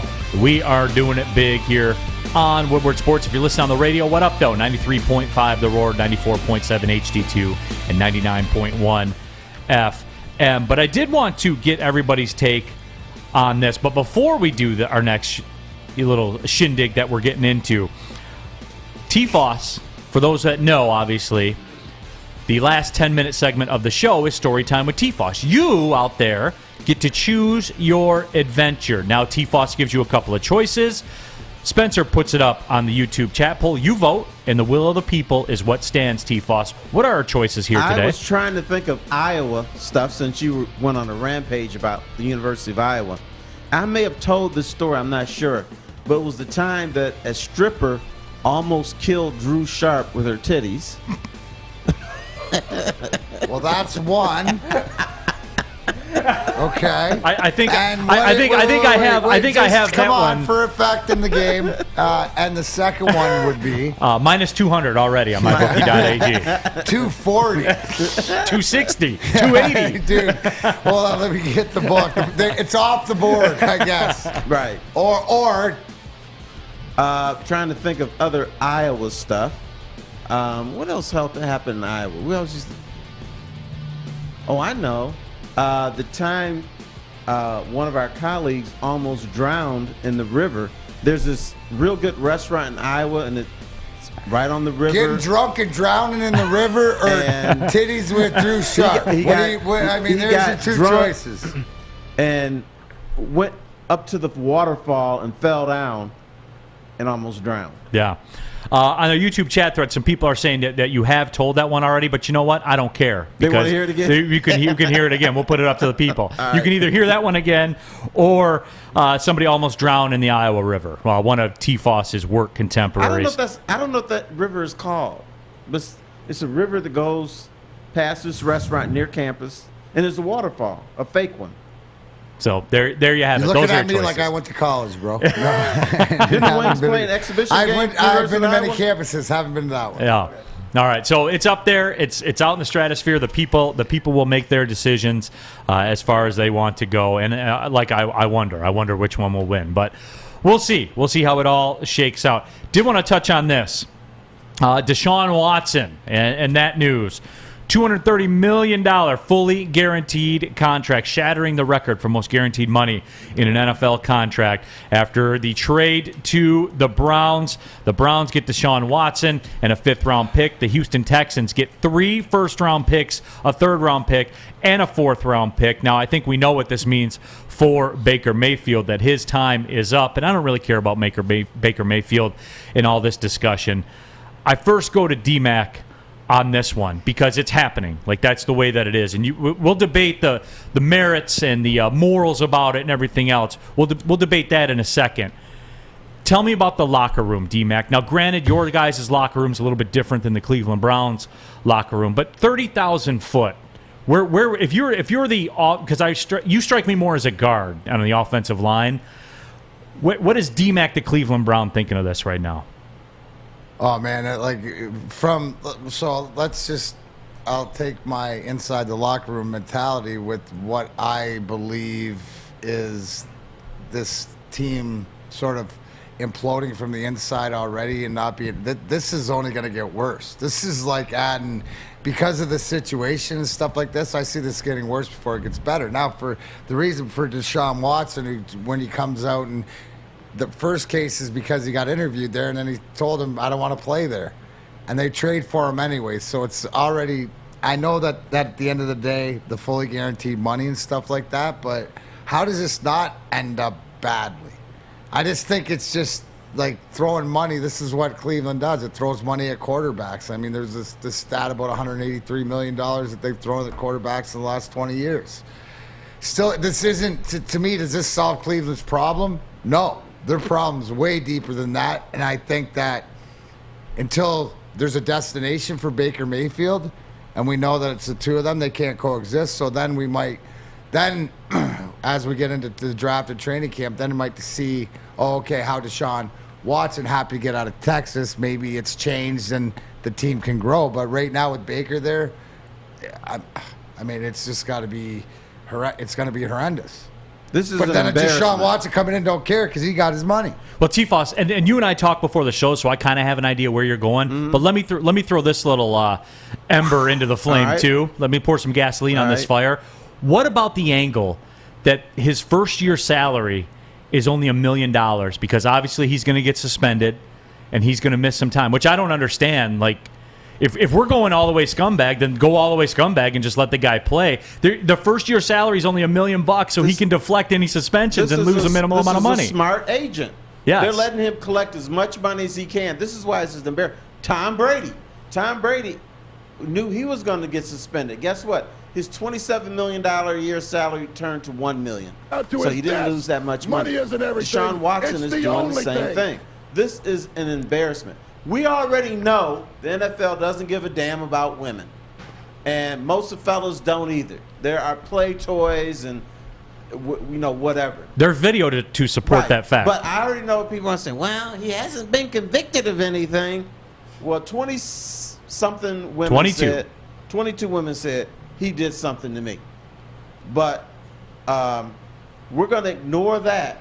And not only get him paid, but he's the highest paid quarterback Just another in history. example of the Republic.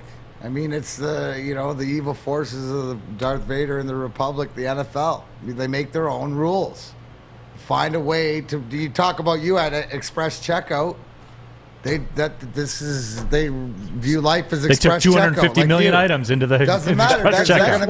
They're going to find a way. Neil Rules. Yes, because the rules are different. That's what the NFL's doing. All right, Colin Kaepernick kneels during the national anthem and can't get a job. Blackballed forever. Forever. You're done. Forever, ever. But forever, ever. DeShaun Watson, dots a couple women's eyes, sexually abuses them. We're going to make him the highest paid player in NFL history. The optics are just wrong. And I already know, T-Fox, he hasn't But that just goes to show you the rules are set the way something. it is, where they're manipulated or whatever it is. What's the system? Like you said, you can't be mad. I mean, whoever the agent is, whoever figured it out, wasn't this the ongoing enigma for the past year in football without him playing? Either was he going to get suspended or was he going to get traded, but they couldn't figure out how to make the trade with the suspension because they didn't know or whatever. Well, guess what? All that due diligence over the next year, they weren't sitting around. They were figuring it out.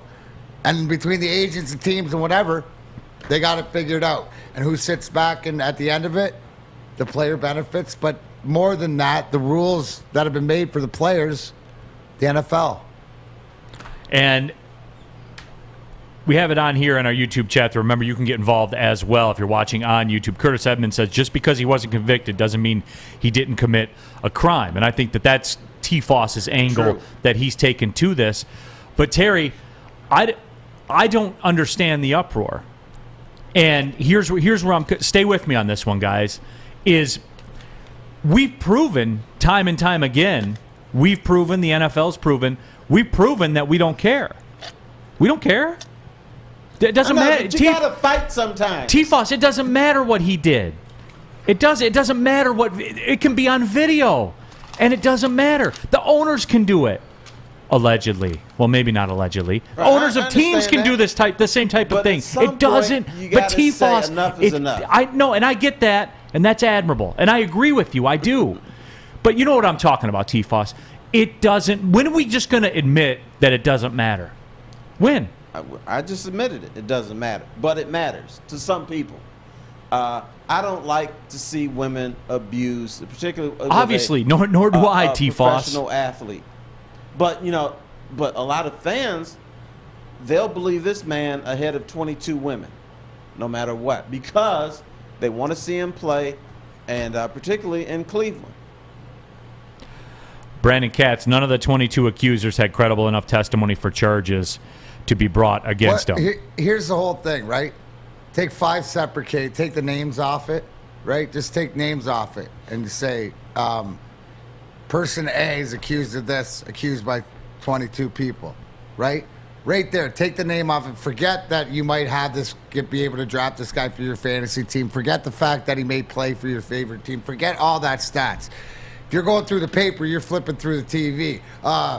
Jim, or whatever like that, this dude accused of when you hear that, what is your perception? Is it, oh man, nail this guy to the cross. I mean, they got 22 people. It's got to be, it doesn't work that way in the NFL. That's what I'd say. Take the names off everybody and say this happened. Whether it's true or not, does it need to be investigated, allegedly, and all this stuff. So that's where the misnomer is. It doesn't fit the narrative. Neil, and people are willing to. When was the last time 22 women accused you of sexual abuse? Never. But people are willing to not look at it that's not when what you do. Their bottom line's affected. And this plays into that too. Rack says, yeah, Calvin Ridley bets on his own team and gets suspended for a whole year. But the problem with that, Rack, is now you're affecting the money because you're affecting the, quote, integrity of the game. There's a chance that can snowball out of control, and the integrity comes into question. That's why that's different. And through all this, it doesn't matter who's on video, doing what. It doesn't matter if it's a player. It doesn't matter if it's an owner. We've seen it time after time. It doesn't matter. It matters when you can't play. That's when it matters. Ray Rice was shown on video popping his woman. He lost his job. You know why? Because he was rushing for 650 yards a season. It wasn't because he hit a woman on video. It's because he wasn't good anymore. Right. That's why. Bam. But why? Right.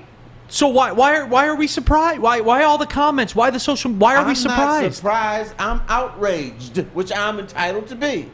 See, I think we're just at different stops of the highway right now. I always talk about that highway analogy. I'm further up north than you are right now, T-Foss. Just like I'm done being outraged about it because nothing's going to change. Nothing's going to stop.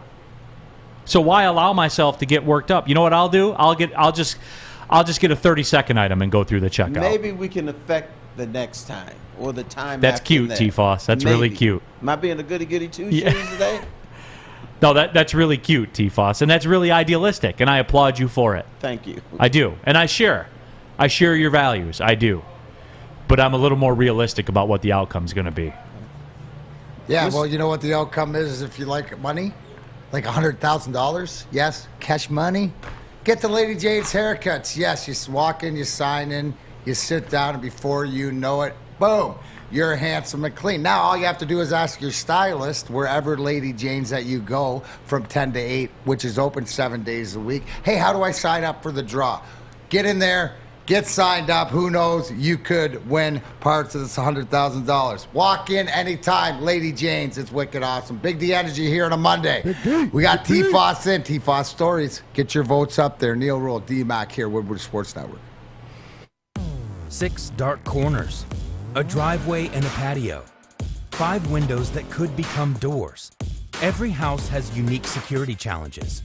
Guardian Alarm has more tech, more team, and more ways to help keep them all safe. Get a professionally designed and installed security and smart home system from Guardian Alarm. Sign up today and get a free video device. Guardian Alarm. Smart, right from the start.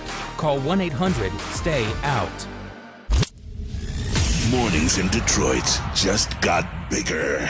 Starting April 4th, Terry Foster joins the Morning Woodward Show. That's right, the Motor City icon is now going to be on Woodward Sports every morning. So make sure you're waking up 8 a.m. to 10 a.m. daily to hear the Detroit legend along with Adam right here on Woodward Sports.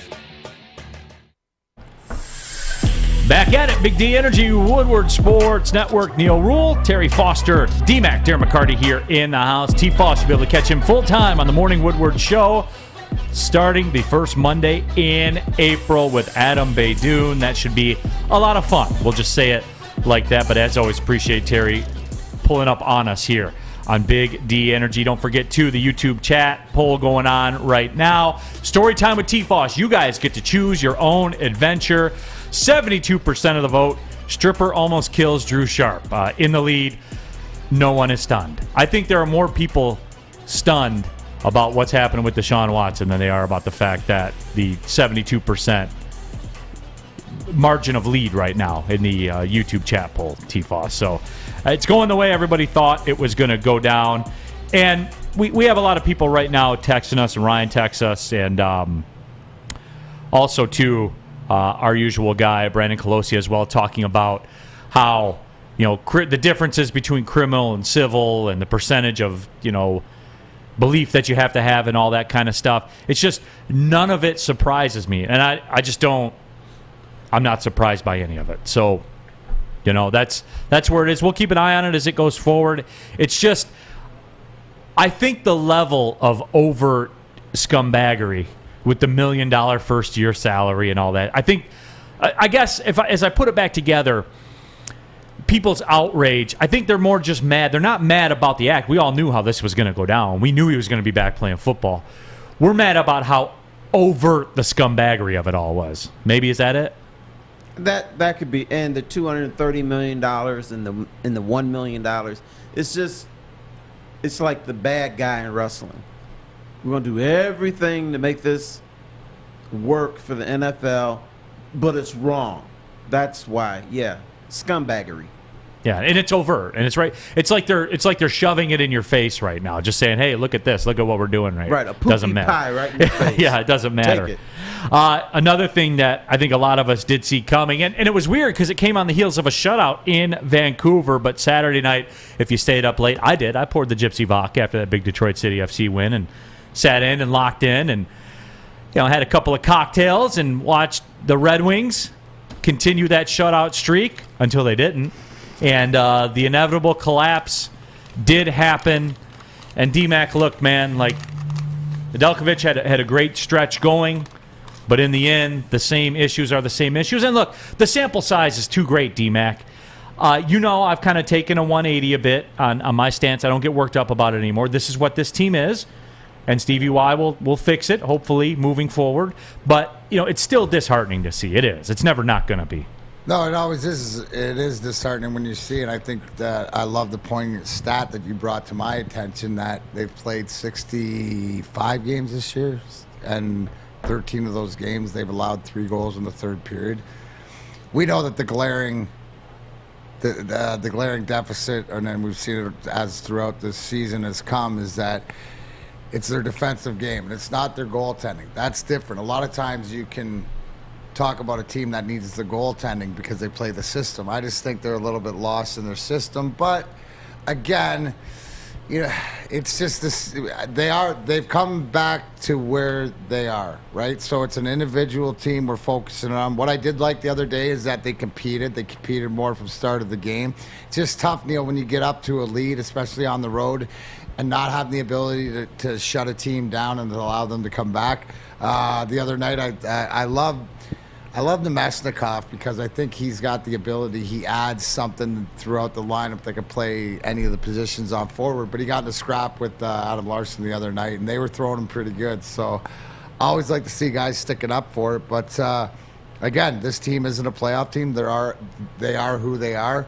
It'll be interesting now because today's trade deadline day, 3 o'clock and stuff like this. The only action the Red Wings have made is Troy Stetcher, but he was going to be moving on, so Stevie got what he could in a 7th rounder from LA. The bigger news is some of the teams, and then we're talking about other teams having to address their defensive deficiencies, and how do you do that with goaltending? So Marc-Andre Fleury. That's a funny story. Isn't that funny? And do you have that? You can put it up. I'm gonna. You can see this for our audience out there. Now, for the radio audience, I'm going to have to clean this up the best way. But this is yesterday when Marc-Andre Fleury, the goalie at the time for the Chicago Blackhawks, who we know beat us in 2009 for the finals and went to launched the Vegas Golden Knights. Somebody asked him, says, where do you want to get traded? And his quote was, anywhere is better than this effing crap hole. But so say it the way I say it. If we were talking, usually we'd say it. Anyways, today it was traded for a second round conditional first round to the Minnesota Wild, which that was what they needed.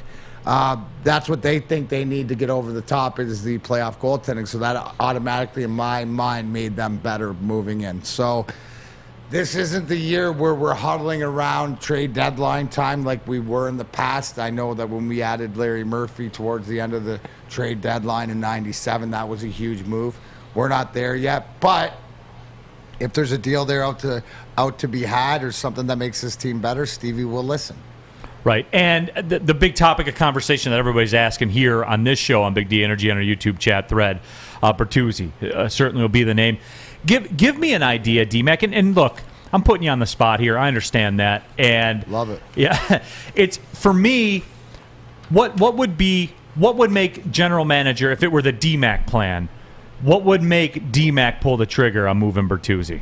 What would the offer have to be? Too good to be true, right? To me, why you hear his name out there is because he's a valuable piece that other teams that are close to winning can add, and he could be that asset. But in saying that, he's also a guy you can build upon. Because unfortunately, at different times as you're building, and we'll find this in all the other sports too, there's going to be players that are coveted by other teams to get to the end. So I don't think he's going anywhere. But again, I don't think that he's untradeable, right? I'm a big fan of his and what he brings. But again, Stevie knows well. That's the piece later on, right? Like, I just think when I look at Steve Yzerman, I think he has a long plan, right? Where he sees, and it's different check marks along the way. Now, if the plan strays good or bad, like earlier in the season, it was better than the plan.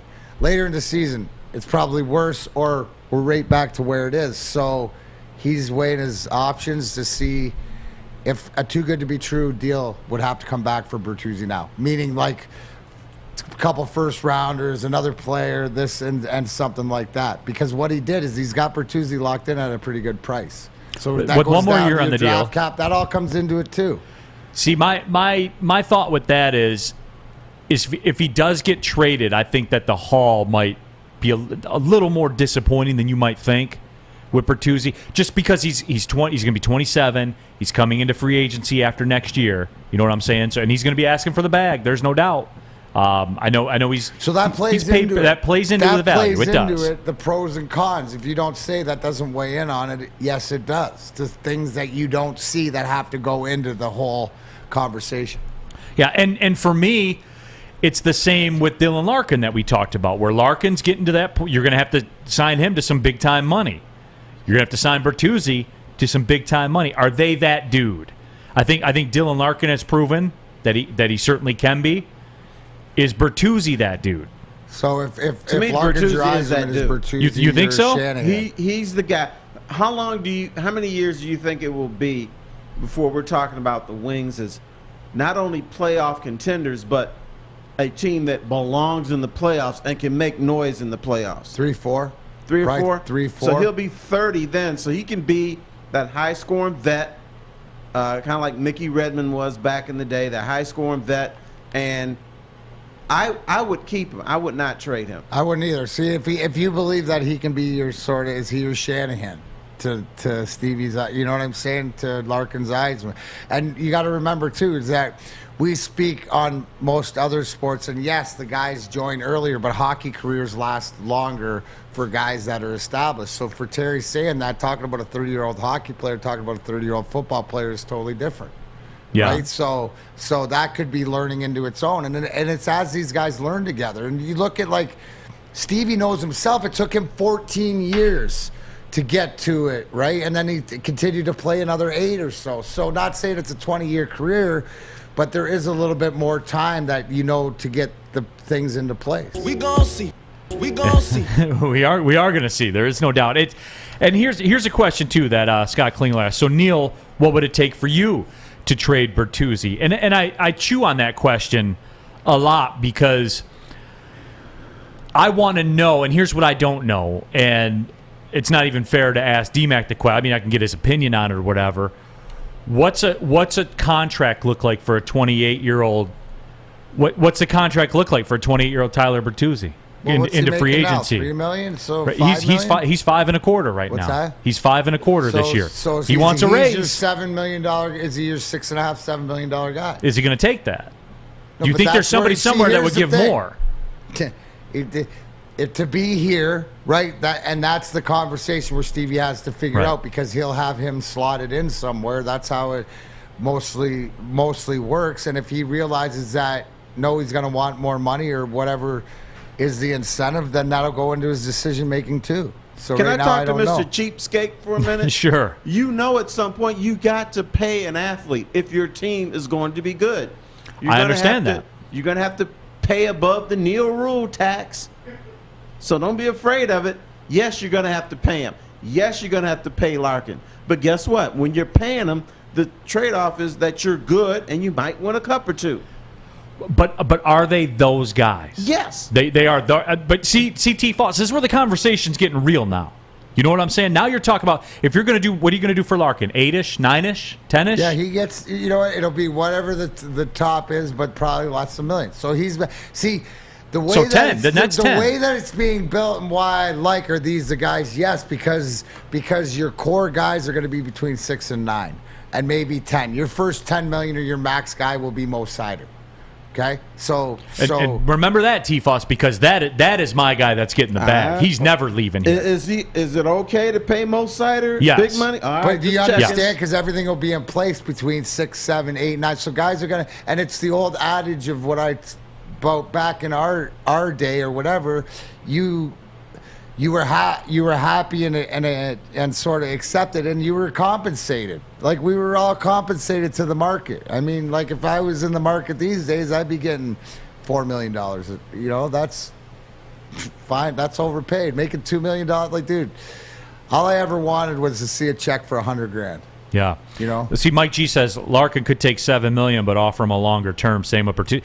Larkin ain't taking $7 million, guys. See, this is. So you don't know that. You don't know if they're. You D-Mac, don't know what D-Mac. Come on, man. No, Neil, how can you say right now that he's not doing that because of what this is? How do you know what the game plan is? Because here's the way it works in our organization. I don't know if Stevie will do it the same thing. This is what, to the longer term, more guaranteed and whatever else, because the game plan's there. So the money that he knows. So no, you're wrong. I don't believe that your outlook on this to this specific person. We're talking Dylan Larkin. Yes. Right. So we'll see. He's got to get what he deserves, but how it plays out and if there's some a little bit left to give to some of the rest of the guys to make this a winning franchise. See, that's the Red Wing way, to sacrifice a little bit, but in the end, you're going to get it like that. It'll be interesting the way it plays out. But it's not going to be sit there, give me my bag. I don't think he's not that kid. Okay, you know, but we can pick up this discussion when we come back because I want to because I have a number. We'll know the truth. I have a number that I'm going to throw out there, and we'll see. People seem to enjoy this conversation. I want to get T-Foss's take on it as well, but not before I tell you about Cintron World, an aspirational lifestyle beverage brand with a line of sparkling flavored energy beverages, premium bottled water, and revitalizer shots. Cintron's the official energy drink of the Red Wings, proud partners with the Detroit Pistons, and exclusively served at Little Caesars Arena. If you're looking for premium ingredients, long-lasting energy, balanced hydration, essential vitamins, and great taste, Cintron is your top choice. Really, it's your only choice. Buy online at CintronWorld.com with the promo code RedWings10. You'll save 10% with shipping included. Drink it. Live it with Cintron. Life is full of hard choices. We're here to make one of life's biggest decisions as simple as possible. My name is Christina Gennari, and for over 20 years, I've helped hundreds of families buy and sell homes. We cover all of Metro Detroit and more, from large luxury homes to starter homes. We will work hard to make sure that you get the home of your dreams. So if you're in the market today or even thinking about buying or selling in the future, make the obvious choice. Christina Gennari, the obvious choice in real estate. Visit us at soldchristina.com today. Follow us everywhere. Just search Woodward Sports on YouTube, Facebook, Twitter, Twitch, IG, and more. Neil Rule here for Wing Snob. They tell me it takes a snob to know a snob, so here I am to tell you about the fresh, juicy, hormone-free chicken. Wing Snob, the best traditional wings. You can try their signature sauces like the Jamaican jerk or the lemon pepper. All the wings are tossed to perfection in any sauce you choose. When the wings are this good, you're allowed to be a snob. It's lunchtime. You can order them right now at wingsnob.com. Wing Snob, we just have better wings. Coming down the stretch here, Big D Energy, Woodward Sports Network. Neil Rule, D-Mac, Darren McCarty. We got T-Foss in the chair here as well. You can catch him on the Morning Woodward Show starting April 4th with Adam Baydoun. He'll be there every single day. Sam Flannel ain't going anywhere, though. And neither is Spencer Raxter, our producer here today. Happy to have you all with us. Talking Red Wings hockey right now. And, you know, they had the collapse against a Kraken. We touched about that. They touched on that for a couple of minutes. And you know, the conversations, they need to start being had. And D-Mac and I are mixing up a little bit about Dylan Larkin. I appreciate where D-Mac is with this. And I understand that I'm not in Dylan Larkin's mind, and I don't know what the wing wheel means to him and being here in Detroit and all that kind of stuff. I mean, I think I know, but obviously I don't know. D-Mac doesn't know. But my point is I'm about business. And T-Foss, we're talking about Bertuzzi right now, and people are asking what's the max you're going to go for and what would you take in a trade, because we're at that point now where we got to start looking at that. And with Bertuzzi, I'm going to pay Mo Sider. I know that. I'm paying Mo Sider no matter what. He ain't going anywhere. I think that Lucas Raymond is a viable alternative for Tyler Bertuzzi. I honestly believe that. I do, to the point where Bertuzzi starts getting in that $7-8 million a year range. I'm nervous. That's all I'm saying. And then Dylan Larkin, too. You know, I look around the landscape. I see that a 33-year-old Steven Stamkos is going to be making $8.5 million in 2 years. T-Foss, in my mind, because somebody brought up in the YouTube chat thread, you're not getting Larkin to agree to $7 million a year at that point. Am I crazy? You're not crazy, but you can't pay one forward and one defenseman and one winger. If you want to whatever. win, I mean, do you want to win? And that comes down to the player and the team and what their motivation to everything else is. You look at what Boston does to keep their guys together. Somebody said Pasternak, 6 years, $40 million. That's around what I'm thinking. But there's difference between trusting the hashtag Yzer plan, because if the guys are hey, are you down with this? No, I want more money. Okay, now I know what I got to do. Oh, here's the plan. Are we building with this core? Does the money work out? These are all the things that you've told me millions of times, being a draft capital guy, that looking at Stevie's war chest, he's got not only draft picks, but he's got cap room to make the decision he wants. That's why I'm saying it's more of where I know that the kids can ask for what they want. If it doesn't fit into Stevie's plan, you're going to play hardball or whatever. You saw what he did with playing hardball with Stamkos in Tampa. Yeah. So I'm right just saying, right at the height of everything, and ultimately right before, and the move that he made to bring him back got them 2 cups. So he knows all this. I have a question for Cheapy over here. Cheapy, okay. Is Steve Yzerman a good general manager? Absolutely. Don't you figure he'll figure this all out when it's time? And absolutely. Did Steve Yzerman play on a team that, and it's different, right? Because when there wasn't a salary cap, but there was a fall-in pay, right, to get Sergey and Stevie and Shanny and Nick and all those Hall of Fame guys under the same umbrella. Right. It wasn't always about it was about the end goal. So as they're closer to winning, guys will have to take the sacrifice to win more. Just like if you go somewhere else, you got to sacrifice to win. How often do we hear that in sports? Which I understand and I agree, but in a salary cap era, it's a little different. I think it's more trust in your GM. No, from a fan's perspective. I'm talking about from the player's perspective. Well, then you figure you sort of fit in where. So in that, it's easier, because who are your comparables and who are your guys? There's so many only top guys now. If you want to take a deep dive, look at the successful teams and look at how Tampa was able to do it. Now, here's the key, Neil. Now, this is a different conversation, but the way that Tampa was able to, they lost their so-called grind line that brought them 2 championships, the third line. They were able to keep their stars and fill in the next grind line to not miss a proverbial beat going into these playoffs. So there's a formula there. So you're thinking it's the top guys that got to sort of sacrifice, but then it's the lower guys where you get your value through the draft and you build throughout them when they go. But it's decisions have to be made. Kurt Romero says, Neil, comparing Bert to Lucas is like comparing apples to watermelons. They are 2 different types of players. I'm talking about from a production perspective. I need point per game guys. That's what I need. And D-Mac, you know that's from day one. That's how I roll. I laid off you because right-hand, left-handed, 2 different players to that point. I'm talking about I knew what production. You meant as far as your production, but to me, you need both. Sure, which is true. And through all this, right, like we have these big grand discussions all the time, and we always circle back to the Yzer plan. Like it's the Yzer plan, man. And full trust in him, obviously. I mean, who am I to sit here and second guess? But there's I'm also telling you, though, because he's seen these scenarios that he's facing with this team already. He's doing it again. That's the whole thing, is how does he get the Detroit Red Wings to the place the Tampa Bay Lightning are quicker? Because a lot of the rules and a lot of the things that he's done is the same. He go back and go, oh, yeah, I remember this with this guy or this with this guy.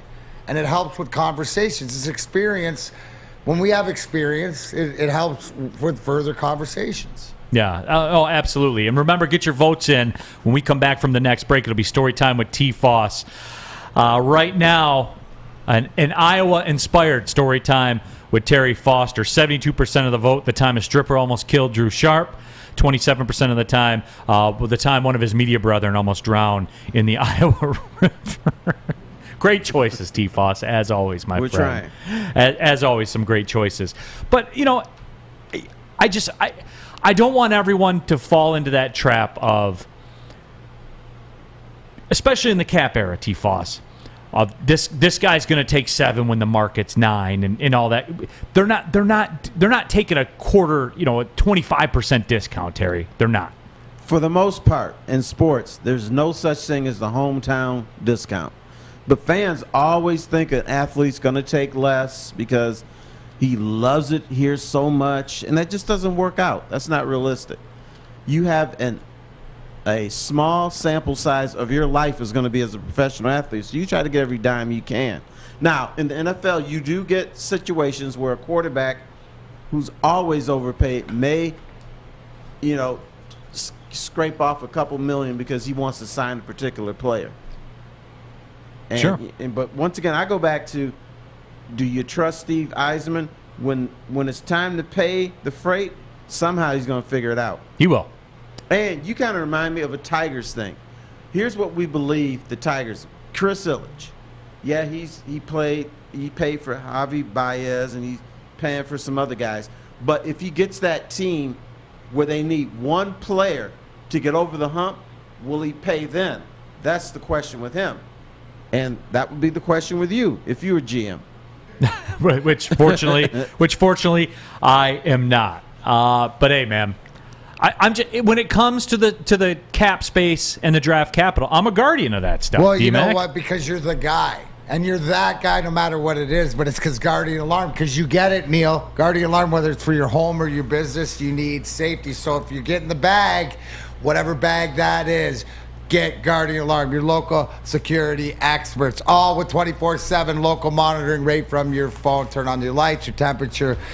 If it's on fire, the smoke, or when you're sleeping, that silently deadly killer, carbon monoxide. So if you want to be part of the Guardian Alarm Big D Energy family, I need you to call the number 1-800 Stay out. That's 1-800 Stay out. For everybody in the back on this fine Monday. 1-800 Stay out. Get out of my house. Oh, stay away from the flannels. Guardian Alarm has Sammy Flannel. They can have you too. Give them a call. Guardian Alarm, your local security experts. Big D Energy will be right back. T. Foss and it's story time, baby. Woodward Sports Network.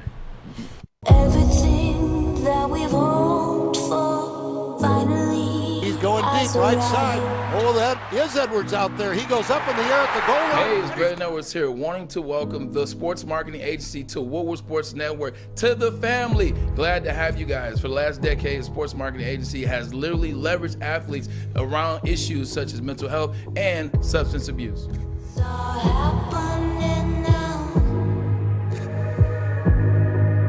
Hi, I'm Kay Cunningham. I'm proud to partner with Hall Financial, the mortgage company known for 5-star service.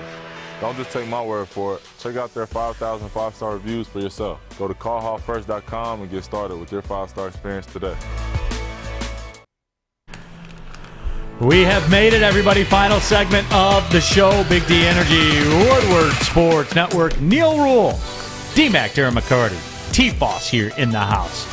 We got Spencer Raxter. We got Sam Flannel on budget and on brain. But we are here right now. Our YouTube chat poll. I think we can go ahead and close that out. It's time for story time with T-Foss. And T-Foss, the time one of your media contemporaries almost drowned in the Iowa River, received 28% of the vote. Oh, I got blown out. The time a stripper almost killed Drew Sharp in Iowa got 72% of the vote. So, T-Foss, the floor is yours. All right. As a columnist for the Detroit News, I often went to Michigan State road trips for football.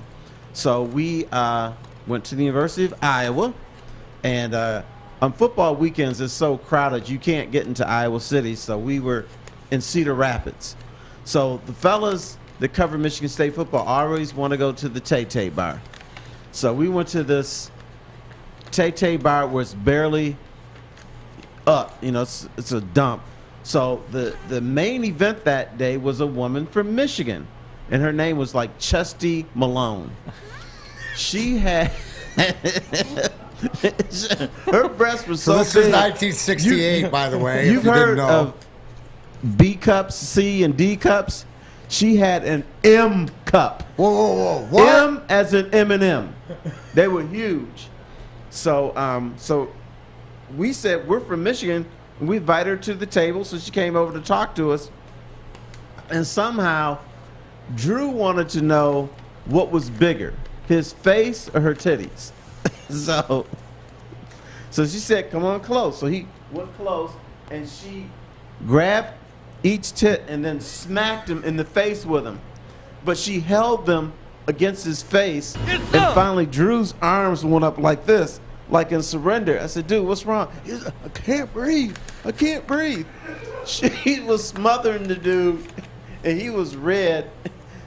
She took her titties and removed them, and Drew fell on the floor because he couldn't breathe. He was choked out by some tay-tays, so we had to get him some water and revive him and stuff like that. And she called it the paramedic. She said she was so, but when she smacked him with her tay-tays, it sounded like you clapping your hands, Like wrestling, just freaking Right. Like a knife edge chop. Knife edge chop Right. right there. What was her name again? Smash or See, whatever. the things that I loved about this is T-Foss reporting for Michigan. The Michigan State guys wanted to go. Isn't that what you said? They always go to the always tay-tay go to bar. the Tay-Tay bar. My question is, Drew Sharp, anybody knows, is hair follically challenged. So who had more hair on their head, the bosoms or the Drew Sharp? But the fact that he almost didn't make it out of there alive. No, she used to tell us her regime, what she used to do. She used to shave her in between her cleavage to make sure there was no hair there. And then, then she would take a tweezers. See, that's what happens when you get reporters into the Tay-Tay bar, right? It turns into a column, and it's an expose. I love it. But what happens sometimes? Sometimes when you're with a woman and like you mess with her breast, there might be like one hair on her nipple. She used to tell me she used to take tweezers and clip it out. You're not gonna find any hair on Chesty Malone. Size M. I don't even know what that. Huge, brother, huge. How tall? How big was this lady? She was kind of tall. She was 5'8", 5'9". Unbelievable. I'll have to ask you about that. But her stuff was right up to her nose, man. Those things are huge. They were like melons. Obviously, Drew got smacked. He needed water. Hey, fell on the floor, needed revival. Did anybody get that? I was cracking up. The sound of the two breasts smacking against his face made me lose it. And then when Drew was struggling, my first instinct wasn't to help the brother out. It was to try to stop laughing. Because when his hand went up like, ooh, okay, and you couldn't understand. Okay, he was saying he couldn't breathe. He said, okay, breathe. That's okay, baby, pull him apart. And then he fell to the floor. All right. Hey, my question is, Terry, because a lot of people were asking, now that since starting April 4th, you'll be joining the Morning Wood. Will you be continuing with Storytime on there? People want to know, like, will you be doing? I feel like we have the trademark of that bit. That's true. Or do we? I think I will limit the stories to things that we're talking about. Like if we're talking about the Lions, I'll mention when I got cussed out by Rod Marinelli, or just stuff that will help move along conversation. Jason Norman on our YouTube chat thread. Drew needed a Cintron revitalizer shot. Is that true? Yes. A lot of people say it. Haven't heard Neil speechless like ever. I was just, to be honest with you guys, I'm just waiting for it. The visual is so good. That's what T-Foss. That's what being a columnist or whatever, where he doesn't work in pictures, so he always describes such a great scene. What did you like better, the Drew Sharp nearly dying from a stripper or the Sun Bowl story? I can't answer. I can't answer that in 60 seconds. Sun Bowl. You think the Sun Bowl? Experience, more relatable. Maybe we'll do that tomorrow on the YouTube chat poll. We'll let people give them 20 hours to digest and think about where they were. I've never wanted it to be 1 o'clock more. T-Foss Storytime Power Rankings. Yeah. That's good. Yeah. It's in Dabber. That's good.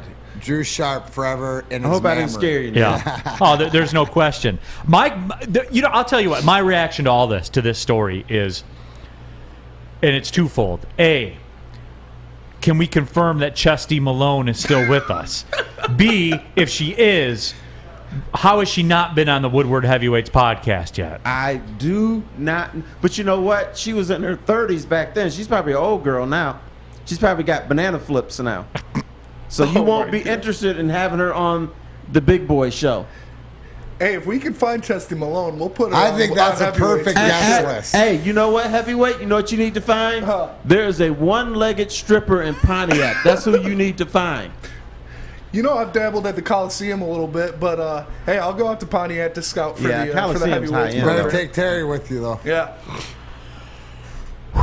Are we That's done? That's a great way. Are we done here? Yeah. Great way on to Monday. You know what I'm saying? Are we done? Yes.